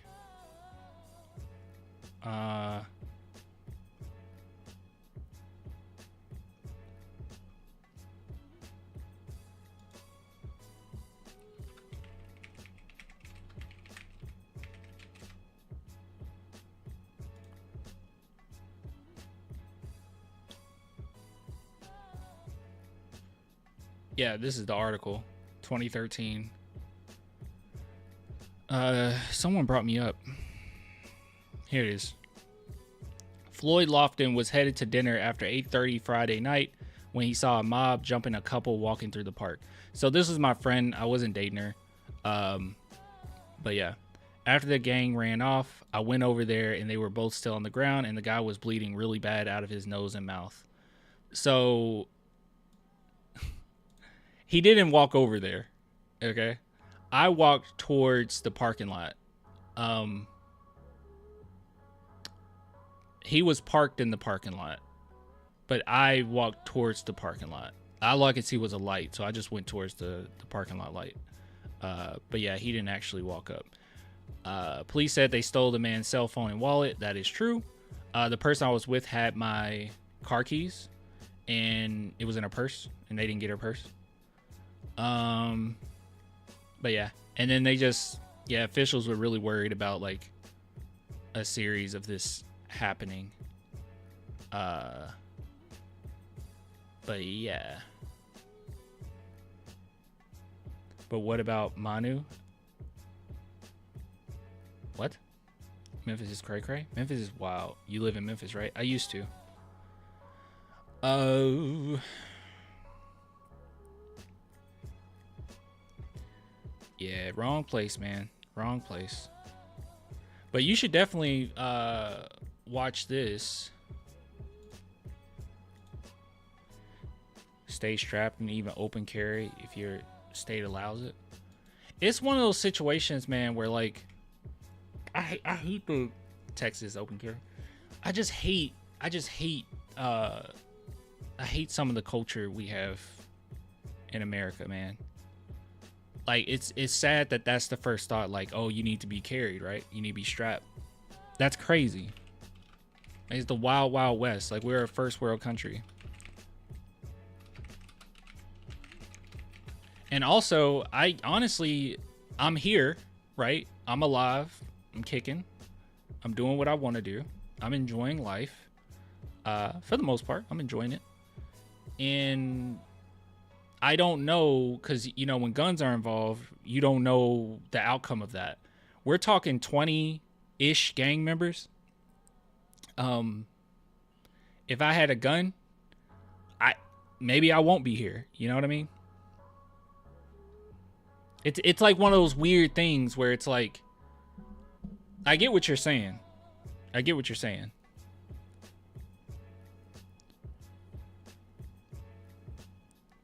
But the confidence in yourself that you will be able to like operate the weapon at a time and that it would also keep you safe in that situation. Like a lot of times people that carry, they make pretty bad decisions, right? Like it was some guy at a party, and it was like in college, and some people ganged up on him, was pushing him around or whatever, smacking on him a little bit, telling him, get out of here, get out of here. He freaks out. Because he fantasized a little bit too, to be honest. He goes to his car, he pulls out a gun, shoots, kills like 2 kids. And the amount of danger he actually was in wasn't as high as he made it seem. Now, my situation's way different. Like, yeah. Carry pepper spray like a girl? Okay, that's cool. I think everybody should have pepper spray. Just teleport? I don't know why I didn't think of that.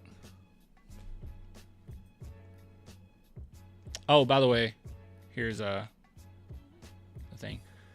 Honestly, you talk about anybody as far as having guns, probably women should. Yeah, probably women should have guns. Men are the ones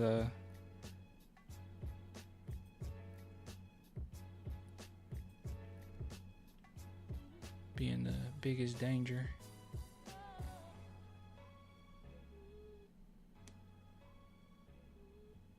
Exactly. Or you knock on the wrong door, people actually think the Warren's using a gun. Well, people start to fantasize, right? It's kind of like that study. What was that psychological study on the Golden Gate Bridge, where they installed netting and it decreased suicides, right? I think it's kind of the same thing when it comes to prevention, right? Like if people don't have means to certain weapons as well, they don't really fantasize about using it, right? And when those situations come up where they perceive that they're in danger, their first thought isn't going to be, let me go get a gun. Like people try to think of it as like, people try to say, well, if we didn't have guns, it would be mass stabbings. No, like that's like psychologically, that's not how that would work, right? Like the worst of the worst people, maybe like the real crazies, maybe, but like for the most part, it's not going to work that way. But I think that when you, when people start to like fantasize about, if I was in this situation, I would do this, and then they like have all this arsenal, then crazy stuff happens. Even when you probably didn't have to use it in that situation, right? And it's very normalized too now. Like it's a normalized thing. Basically, any city you're in, you can turn on the news and someone got shot, you know? And that's not normal in most countries.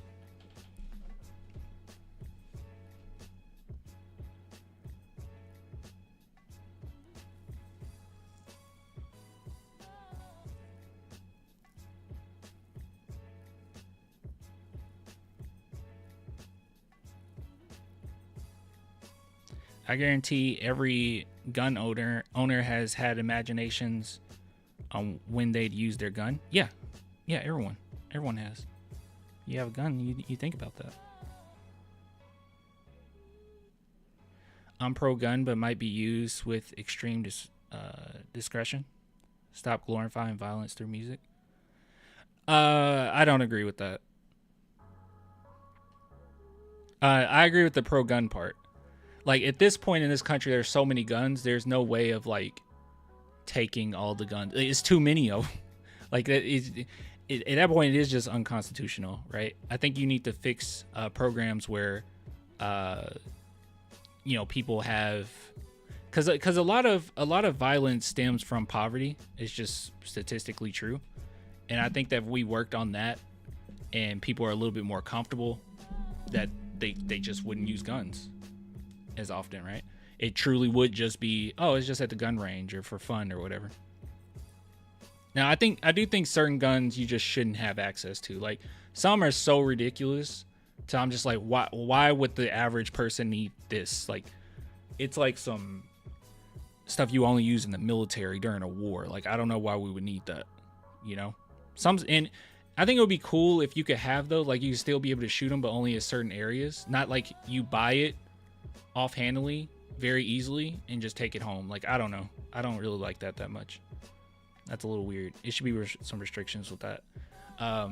But the whole glorifying violence through music, I think music is just a byproduct of reality, right? Like, I don't think that music, I don't think that music causes any violence. I think that's the same issue that people had like with NWA, same controversy that we had with Eminem, same controversy you have just with any like artist that talks about violence, right? Marilyn Monroe. But really it's just a product of the environment. You know? It's just kind of a mirror. It's not really a cause. I get what you're saying though. You're saying like you think that it kind of like replays in your head that makes it worse. But yeah, bad guys won't turn in their guns. This is an episode of Family Matters. Yeah, no, you can't just take a bunch of guns away. But I think it should be restrictions. It's not exclusive to rap. Yeah, I mean it's violence everywhere, but then how far do you take that, right? Do we does Grand Theft Auto, can that not be made? Like, do certain movies, do we take the violence out of that because you feel like that might be glorifying it? You know, you can't like, we get to the point where now you're like stripping away art, you know, when really it's just a mirror.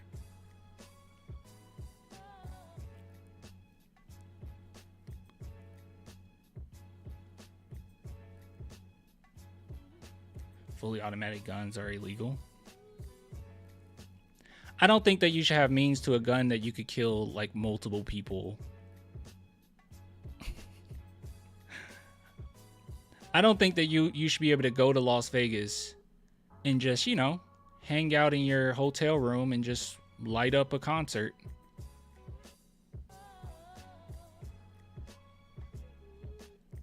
Yeah. But when it comes to music and stuff like that, I don't think you should touch that, you know?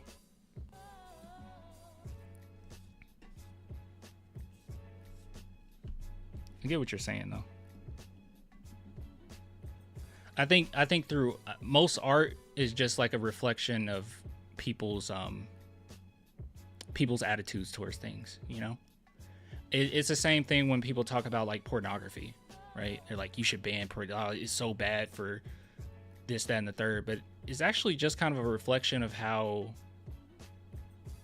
the dynamics or gender dynamics are, and you know.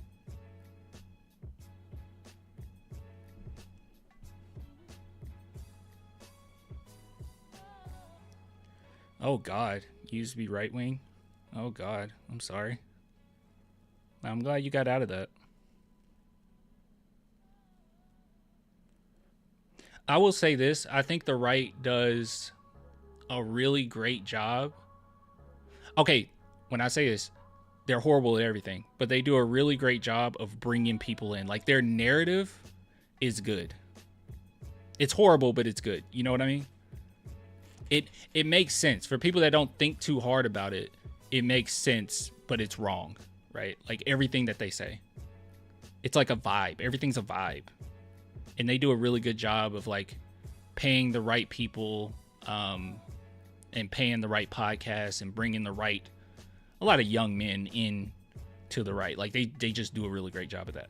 The left is, well, actually, I would say the left is actually pretty good at it, but Democrats are, they suck. Liberals suck. They really suck at it. They come across as preachy. They come across as holier than thou. They come across as like moderate when you actually need some changes. Like they're really bad at it. And then the people on the left don't get enough funding and enough resources to actually like bring people in. But certain politicians people resonate with when they're, you know, leftists. Because there are some actual politicians that are for the people. But yeah, the right just has more resources because they have corporate interests in mind. They don't have to LARP like Democrats do. You know?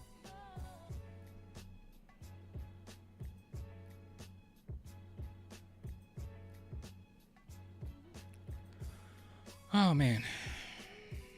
Oh no, nothing else Spurs related. We're done.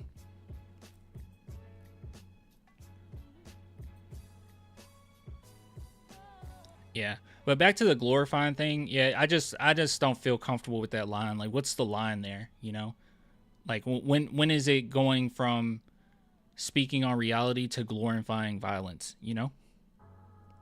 Because people said that, I bring up Eminem because I'm most familiar. I'm the biggest Eminem fan in the world. But like people said that Eminem was glorifying violence. He said some insane things. But people that were fans of him, for the most part, okay, I think that's why he made the song stand. But for the most part, people knew it's an act. It's a reflection of his upbringing. It's a reflection of, being an outsider. That's all it is. But they knew that it's a persona.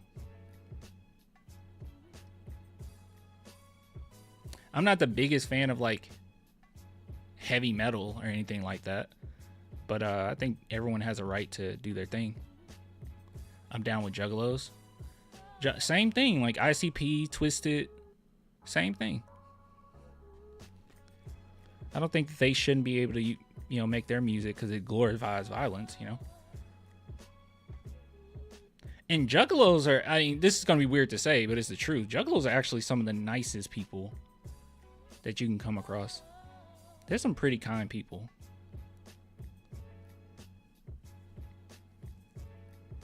And the music they listen to is crazy.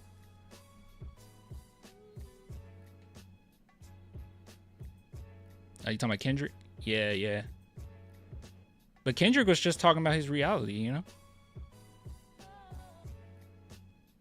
ICP has a good message besides the crazy stuff.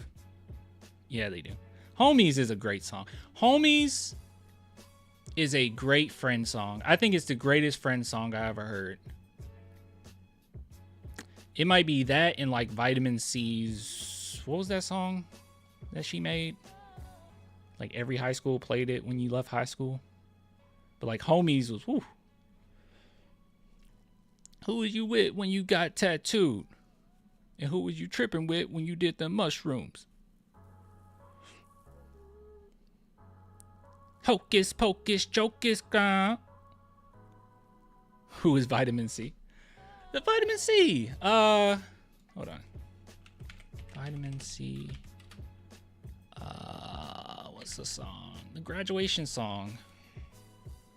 What's the song? Oh, wait, is it called Graduation? Oh, Friends Forever.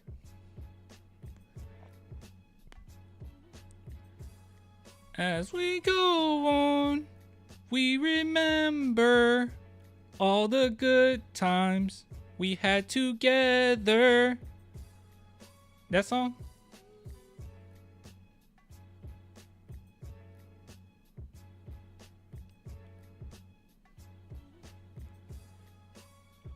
You might be too old for his clan. What? Huh? Never heard? What? Have you ever seen Scary Movie? Oops, typed that in wrong. Yeah, you can see I've already liked it or watched it several times. It's like one of my favorite scenes. It's the beginning of Scary Movie 2, where Sydney is singing the Vitamin C song. Haven't seen it? Dude, watch Scary Movie 1 and 2. There's a new Scary Movie coming out. It's some really good parodies. Watch 1 and 2. Skip 3, 4, and 5. They all suck. Don't watch them because they weren't written by the Wayans brothers. So watch Scary Movie 1 and 2 and then catch the new Wayans Scary Movie that's coming out next year. I'll watch. It's really good. It actually is genuinely funny. Scary Movie 1 is kind of weird because as a kid, when I watched Scary Movie 1, I was like, oh, this is funny. This is great. And then I watched Scream because it makes fun of Scream. That's what it's making fun of, Ghostface. And I watched Scream and I was like, wait, this is the same movie. It was kind of weird because Scream is a meta horror film and then Scary Movie is making fun of the meta horror film. Like it's like two layers of meta. It's Scary Movie 6 already. Yeah, I'm hoping that they just call it like Scary Movie 3 and just erase 3, 4, and 5, honestly. I hate those movies so much. They're so bad. 3 was okay like for like 15 minutes and then it just gets horrible. Scary Movie 1 and 2 are bangers. Scary Movie 2 starts off very funny. Do I have to watch Scream to get Scary Movie? Not really. See, the thing about Scream, and like a lot of it does like make fun of actual scenes from Scream. But Scream in and of itself makes fun of scary movies. right? Like the slasher trope. So Scary Movie is like making fun of just typical horror tropes anyways. So it's fine, right? But it does directly make fun of Scream. You don't have to see Scream though. When I watched Scary Movie, I didn't see Scream for the longest. Like, it was several years before I watched Scream. What's the appeal of a horror movie? Mr. Clips, what was the last horror movie you saw?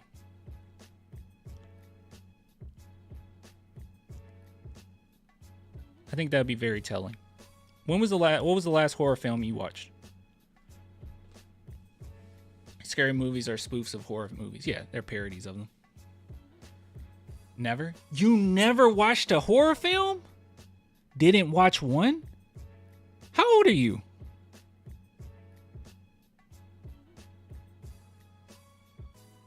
How old are you? Like age range.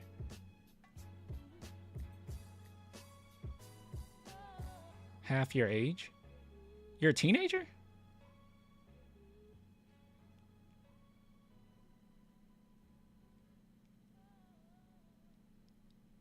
You're from Austria? I just saw you put that. You are not half my age. Cause you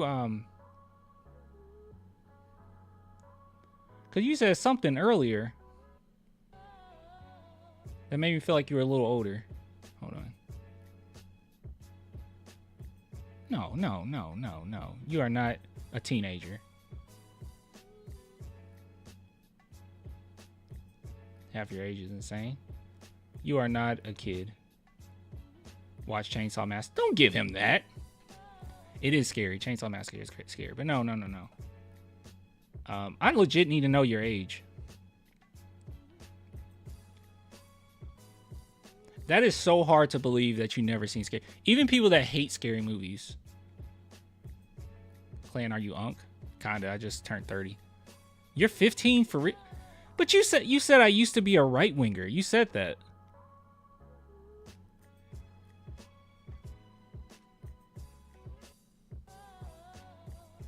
I mean, I guess if you're like a little kid, but like, that's insane. I mean, I guess that happens. They get them young. I did, yeah. Okay, I did mention that they get them young. I did say that to y'all. They get them real young. The right does a good job of bringing them in. All right. Well, I'm glad you're out of that. Okay. Wow. Well, I'm gonna tell you this, because this is like, so you were like 10 years old. Man, I don't even know where to start. You were 10 years old when horror movies really started picking up. No, you were younger than that. You were like 7. Gosh, I'm so confused. I thought you were older, because if you're older, then I was gonna be like, oh. I mean, it's wild that you never watched a scary movie, but I would have been like, oh, you're used to like movies from the 90s or horror films early 2000s, and you know, when they weren't really that great.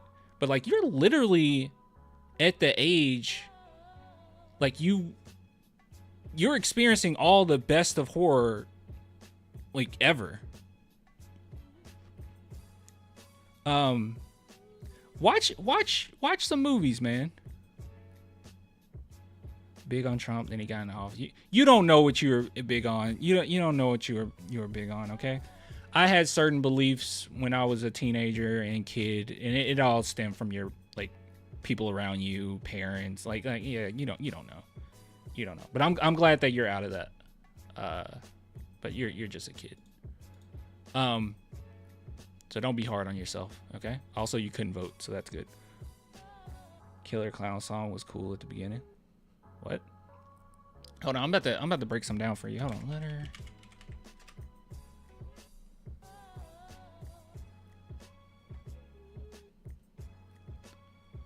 I'll walk through my house scared after. No, I don't want that. No. There are some literal horror films that will change your life. Okay. I think a lot of horror films back in the day, were ones where it was just about the blood, it was just about the gore, it was just about just terrifying you, right? But a lot of horror films now are allegories for like real life emotions, real life experiences, and they just kind of show like the inner dread of those, you know, experiences. So let's see here, I just got my amazing films list up. Let's change the genre to horror. Here we go. You should watch Get Out. That's easy. I just saw Weapons. Godzilla -1, does that count as a horror film? I don't think that counts, but Black Swan's masterpiece. Hereditary is phenomenal. Shoot, where should you start, man? This is probably the greatest horror film I've ever seen is The Wailing. A Tale of Two Sisters is my favorite horror film ever. But you didn't see Get Out?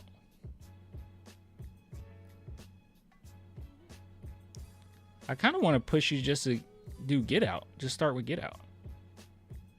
You won't be like super scared. Horror films are much better now than they were back then. Like even something like Babadook is about the horrors of raising a child. Oh yeah, I got Babadook on here. I saw the TV Glow. I guess that is a horror film. I saw the TV Glow is kind of the horror of discovering your identity, or being in a society that wouldn't accept your identity and being trapped in it. But I think a lot of people can resonate with it, not just like trans people or whatever. But I wouldn't say start with that if we're talking horror films, like, because it's not like, you can see here it's 116 on my list. Like, it's not like the greatest thing in the world. It's good though. It's really good. I like Heretic. Oddity was really good. But yeah, if I'm saying start with Get Out. I watched High Boy's Get Out video. Oh, so you know like all the breakdowns of it, so you won't be experiencing it fresh. Okay, watch okay, Tell Two Sisters genuinely is pretty scary. What's a good horror film to start with? It Follows is really good.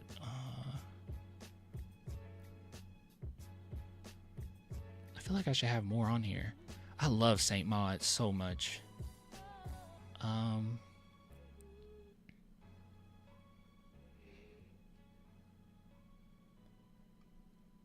Is it doing the blood? Because I put horror in there. That's kind of cool. Just do The Wailing. Yeah, I mean, why not? Just do The Wailing. I mean, The Wailing is like literally the greatest horror film I ever watched. Just watch that. It's really good. It keeps you on edge. It's very interesting. It's great mystery, great acting, greatly directed. It's a masterpiece. Just watch The Wailing. And don't watch Longlegs. Just watch The Wailing. It's a Korean film. It's so good. By the way, let me tell you how good this is, okay? I don't know if you've ever been on Letterboxd before, Clip, but when you get on Letterboxd, if anything is on a 4, like I would highly encourage you, if you want to watch a movie, to create a Letterboxd account, right? Put it on your watch list, do whatever you got to do, because it's better than Rotten Tomatoes. Rotten Tomatoes is fine, but it's even better.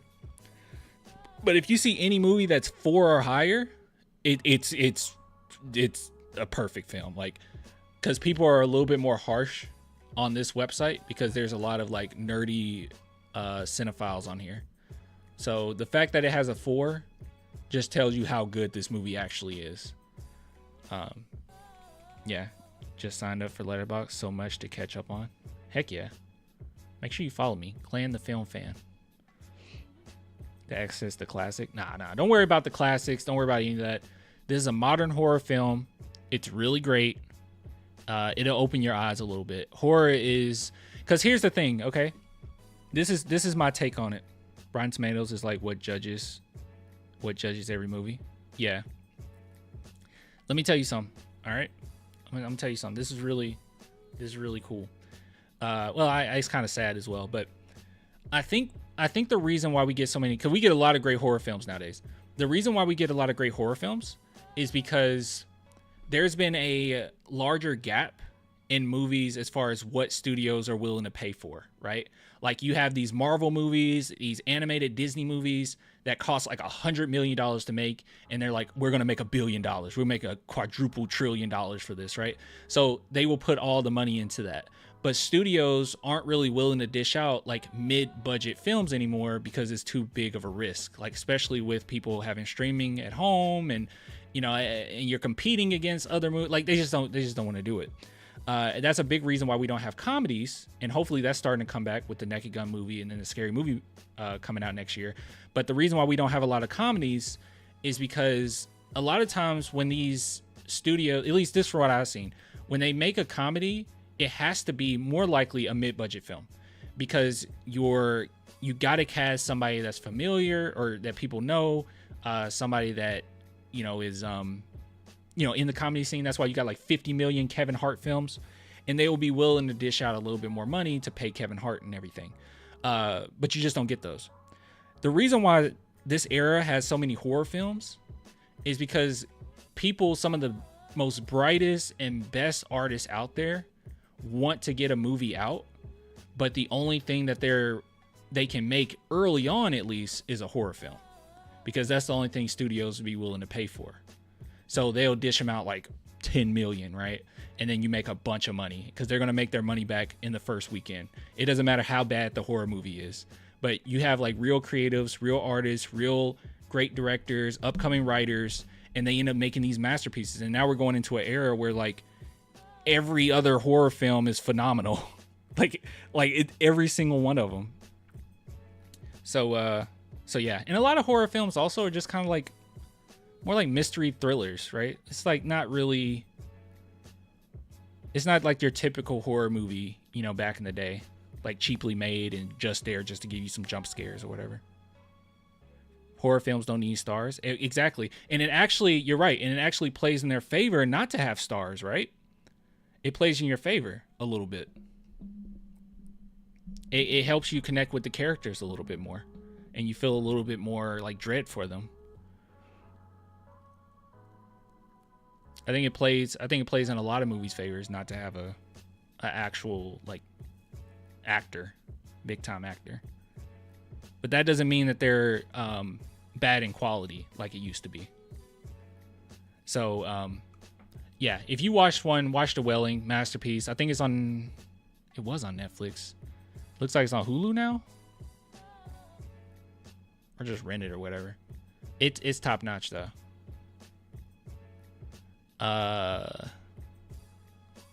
Yeah, I'm just gonna say start with that. If you go to the theaters, the weapons is really great. But yeah, start with The Wailing, man. It's really good. That movie's dope. Surprised I didn't have more. I love Saint Maud. I'll tell everybody to watch Saint Maud.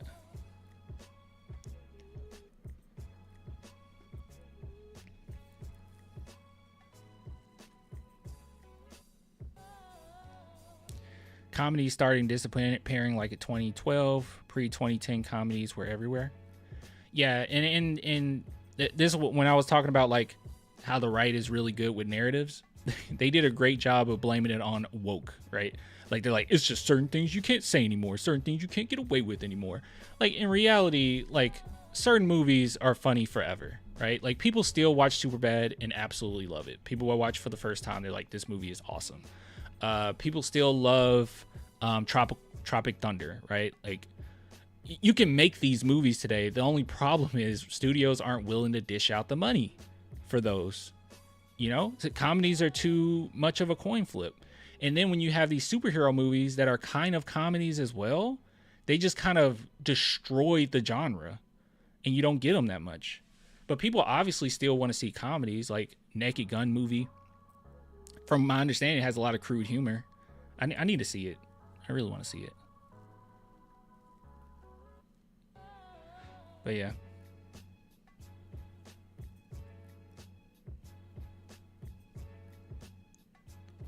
Yeah, it's always about pointing at the other extreme in politics. People are really big to just be like blaming on woke or whatever. It's very stupid. But it's a narrative. It's a narrative. You just can't see it. And it's like some of the worst comedians too that come out and say, you just can't say the same things anymore. It's like, bro, I can go on TikTok and find all these comedians that are hilarious, that just don't get, the same amount of recognition, but they say some crazy stuff. They go viral. People love it. Like, people like crude stuff. People still love South Park, right? People still love... I wish South Park was a little better. I think South Park like kind of went down in quality for a while. But it would be back if they just focused on the kids and then had like the point of the episode surround around the kids' perspective of what's going on. Like, that was always the best part of South Park. They haven't really been doing that. I don't want to follow Randy around. Or I don't want to just follow around one South Park kid. Like, I want all of them to be together. Like, those are some of the best episodes. They haven't done that in forever. It's been frustrating.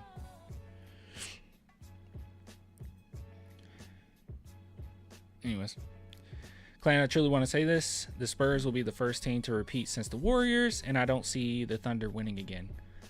This next season they could.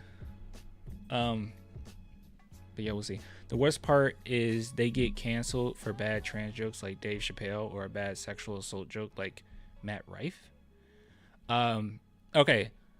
I don't know about the Matt Rife thing. I will tell you about the Dave Chappelle thing.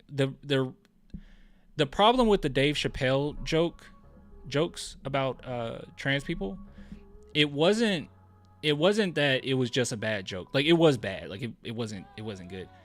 The problem with it, because I remember watching it, and I watched it before anybody even, like, it was even controversial. Like, I watched it, like, the day it came out. And I was like, my whole thought the whole time was, oh, Dave Chappelle actually doesn't know anything about this. And it was a little frustrating because he tried to relate, from what I remember, he tried to equate transness as, like, gay people infiltrating, like, blackness to take the attention off of blackness. It was like something crazy, but the biggest issue was he doesn't have like a deeper understanding of it.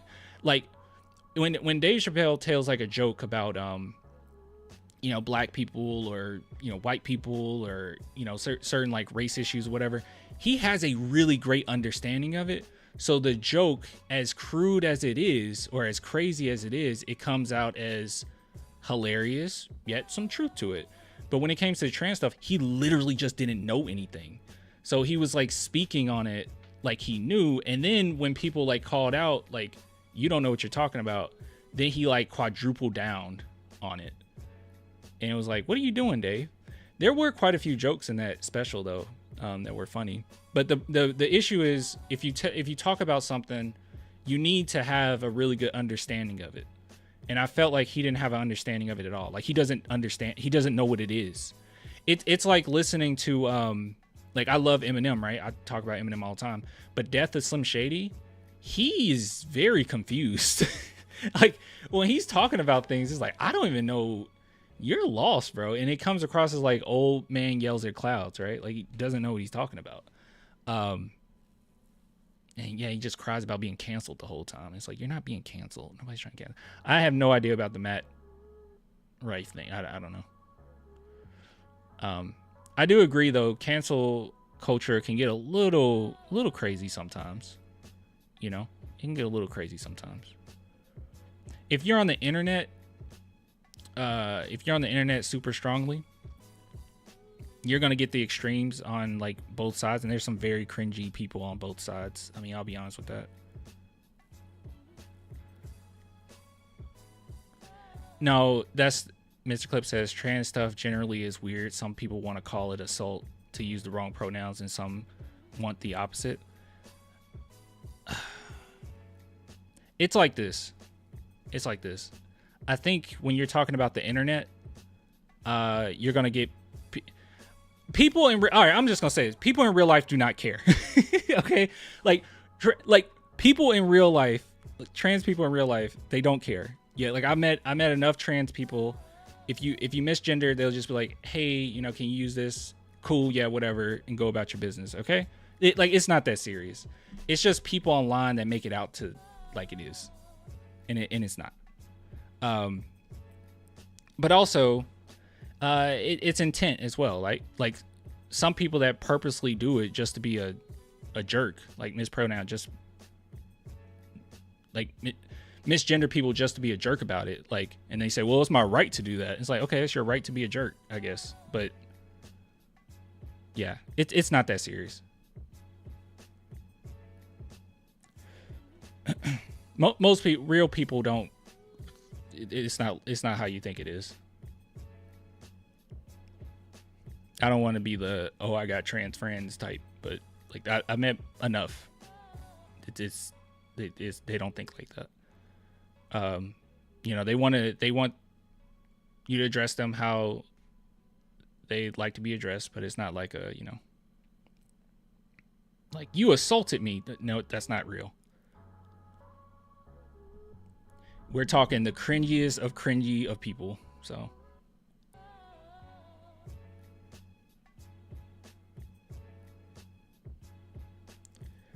if you're bored, politics is a fun and interesting way to waste time and lose friends.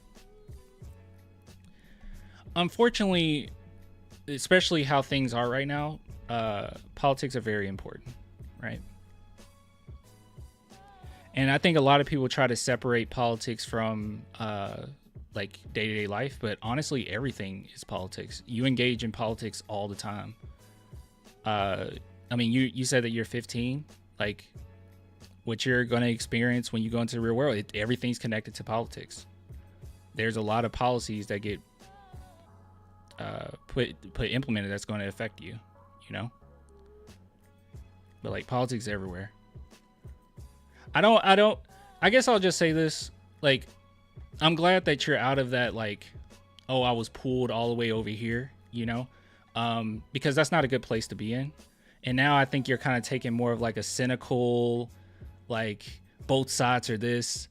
It's actually not like that. I would just hope that you don't become 100% cynical about all of it, which I know it's very easy to, especially if you're online, and how people talk about this stuff. But there are real life consequences to politics that, that hurts a lot of people,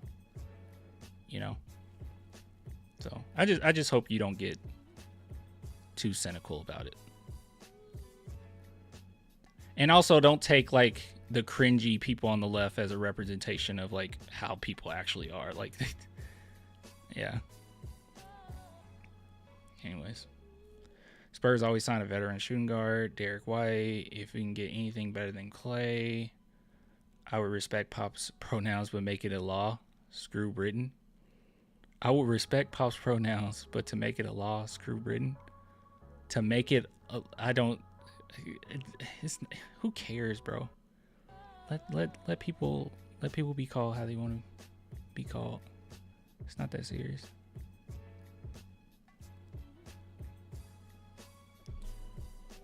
Yeah, don't. It's all right.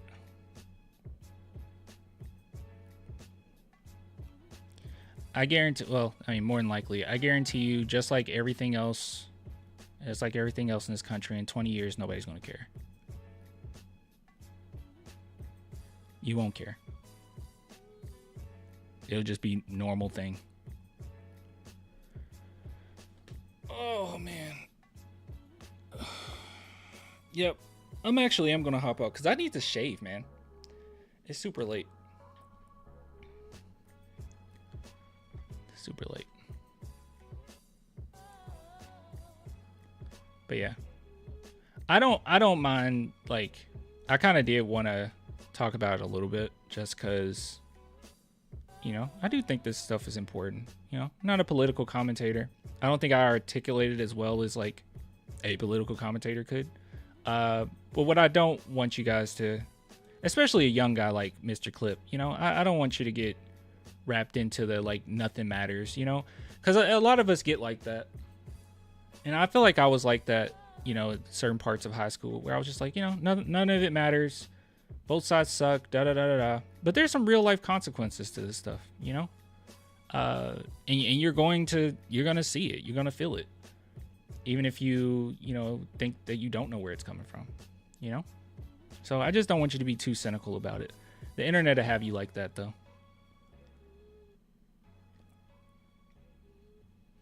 Internet will have you like that. So it's all love. It's all love. You seem like a good dude. So it'll be all right.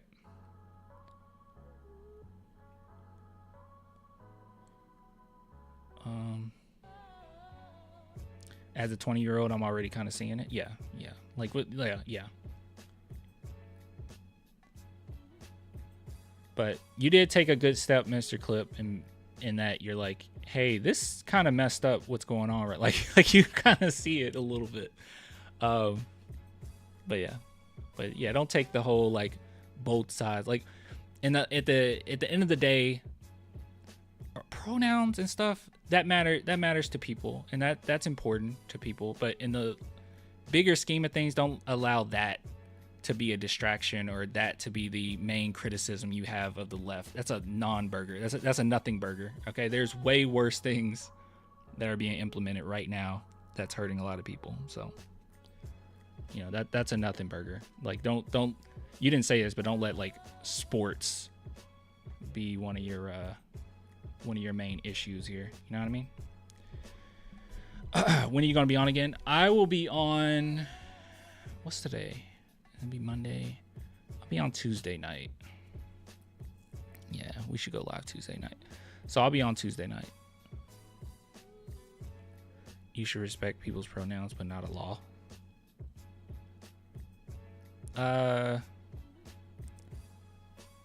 don't know. I think it kind of depends. Because some things, if it's like truly discriminatory, then maybe it should be. I mean, why not? Like, does that take away? Wait, a law as in what? Like, you mean like you go to jail for using the wrong like pronoun or something? I'll have to look into this. I don't know if that's true.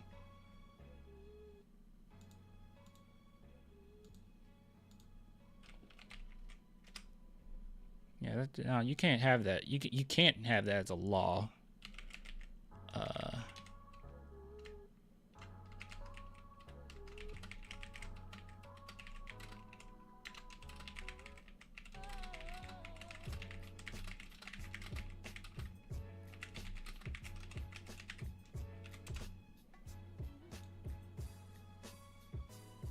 No, there's no law.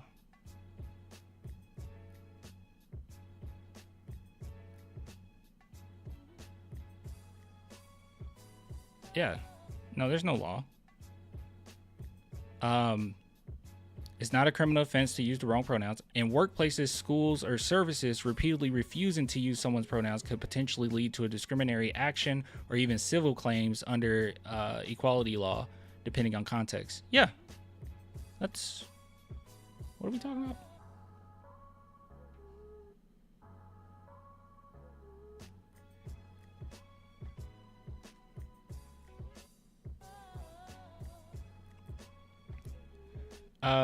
Your friend maybe was never trans. Says she was trans, wanted to be a boy, and then you told her no, and it was irreversible. Well, it's not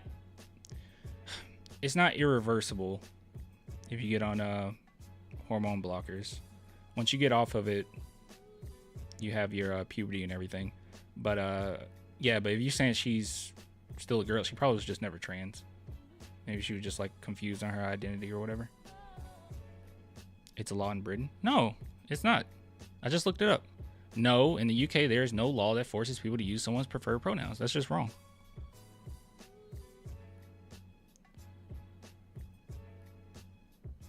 It's just wrong. Who arbitrates hate speech? Look, you just said that you wouldn't use the wrong like if you continuously did that as a way to discriminate against someone or like just to hurt them, like yeah, then that would be yeah, but you're not going to like go to jail for it. You already said that you'll be like a cool person, so I don't know why you're worried about that. You want to protect like people that don't want to be cool people. Like, I don't know. It's not a law though. Yeah, you can't make that. I thought about it. You can't make that a law. Like, yeah, you can't do that. Yeah, you can't do that. I mean, I guess you could, but that's not happening.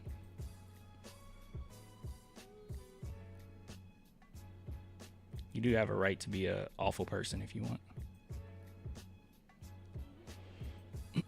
They're not going to make that a law anytime soon. Laws that support trans folks are going the opposite direction in the U.S., unfortunately. Yeah, it's going the complete opposite direction in the U.S. But that's some true, like, fear-mongering stuff. And Europe is heading that way? No, it's not. I'm, like, reading it right here. Like, it's no. I'm afraid that you were fed some propaganda, my friend. Just look it up. You can even just Google it.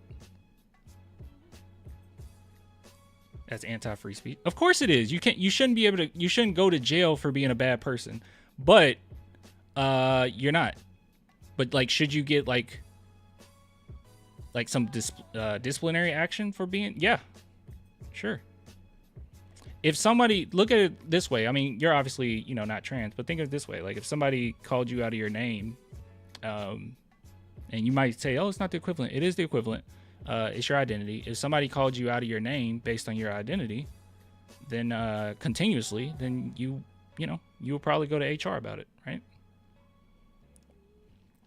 They're policing social media posts. Who? Who's policing social media posts? Yeah, I think you need to reevaluate some things, my friend. I have no idea what you're talking about.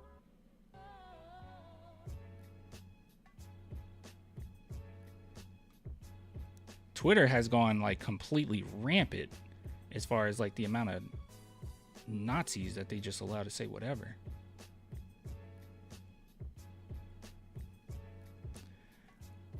I think in Europe they're trying to get access of every private messages for child safety. Nah, I haven't really looked into it.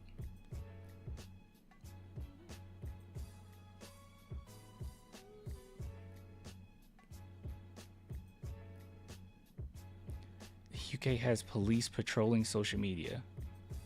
I have no idea.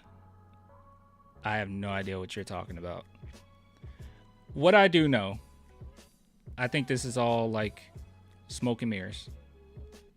What I do know is a lot of first world countries are doing much better than us when it comes to people's happiness, when it comes to affordable healthcare, when it comes to people surviving, and I think that's the stuff that matters. And I think all the rest of this, as far as will they make me call my coworker her preferred pronoun, is stupid. I'll just be honest. I think this is very stupid. I think we should worry about, like, real stuff. Guys, I'm arrested over social media. I'm pretty sure it's more to it than that. I hate to say it, guys. I think this is some propaganda, but gotcha. Yeah, I think you've been swooped up by like some like Facebook posts or something. I don't know what you're talking about. What actually matters is a lot of other things.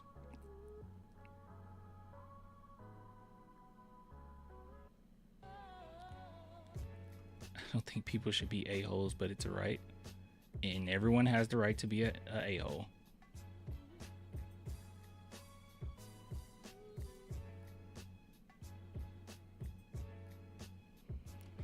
Oh, man. Anyways, I will get with you guys later. I love all of you. Okay? I love all of you.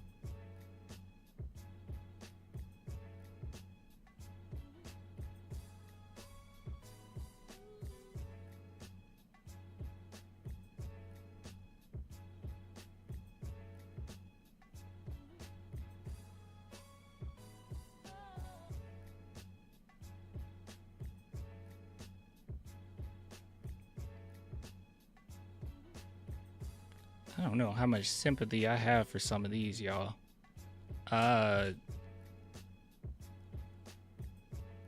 This person, Lucy Connolly, wife of a conservative counselor, was jailed in late 2024 for a tweet inciting racial hatred, calling for hotels housing asylum seekers to be set alight.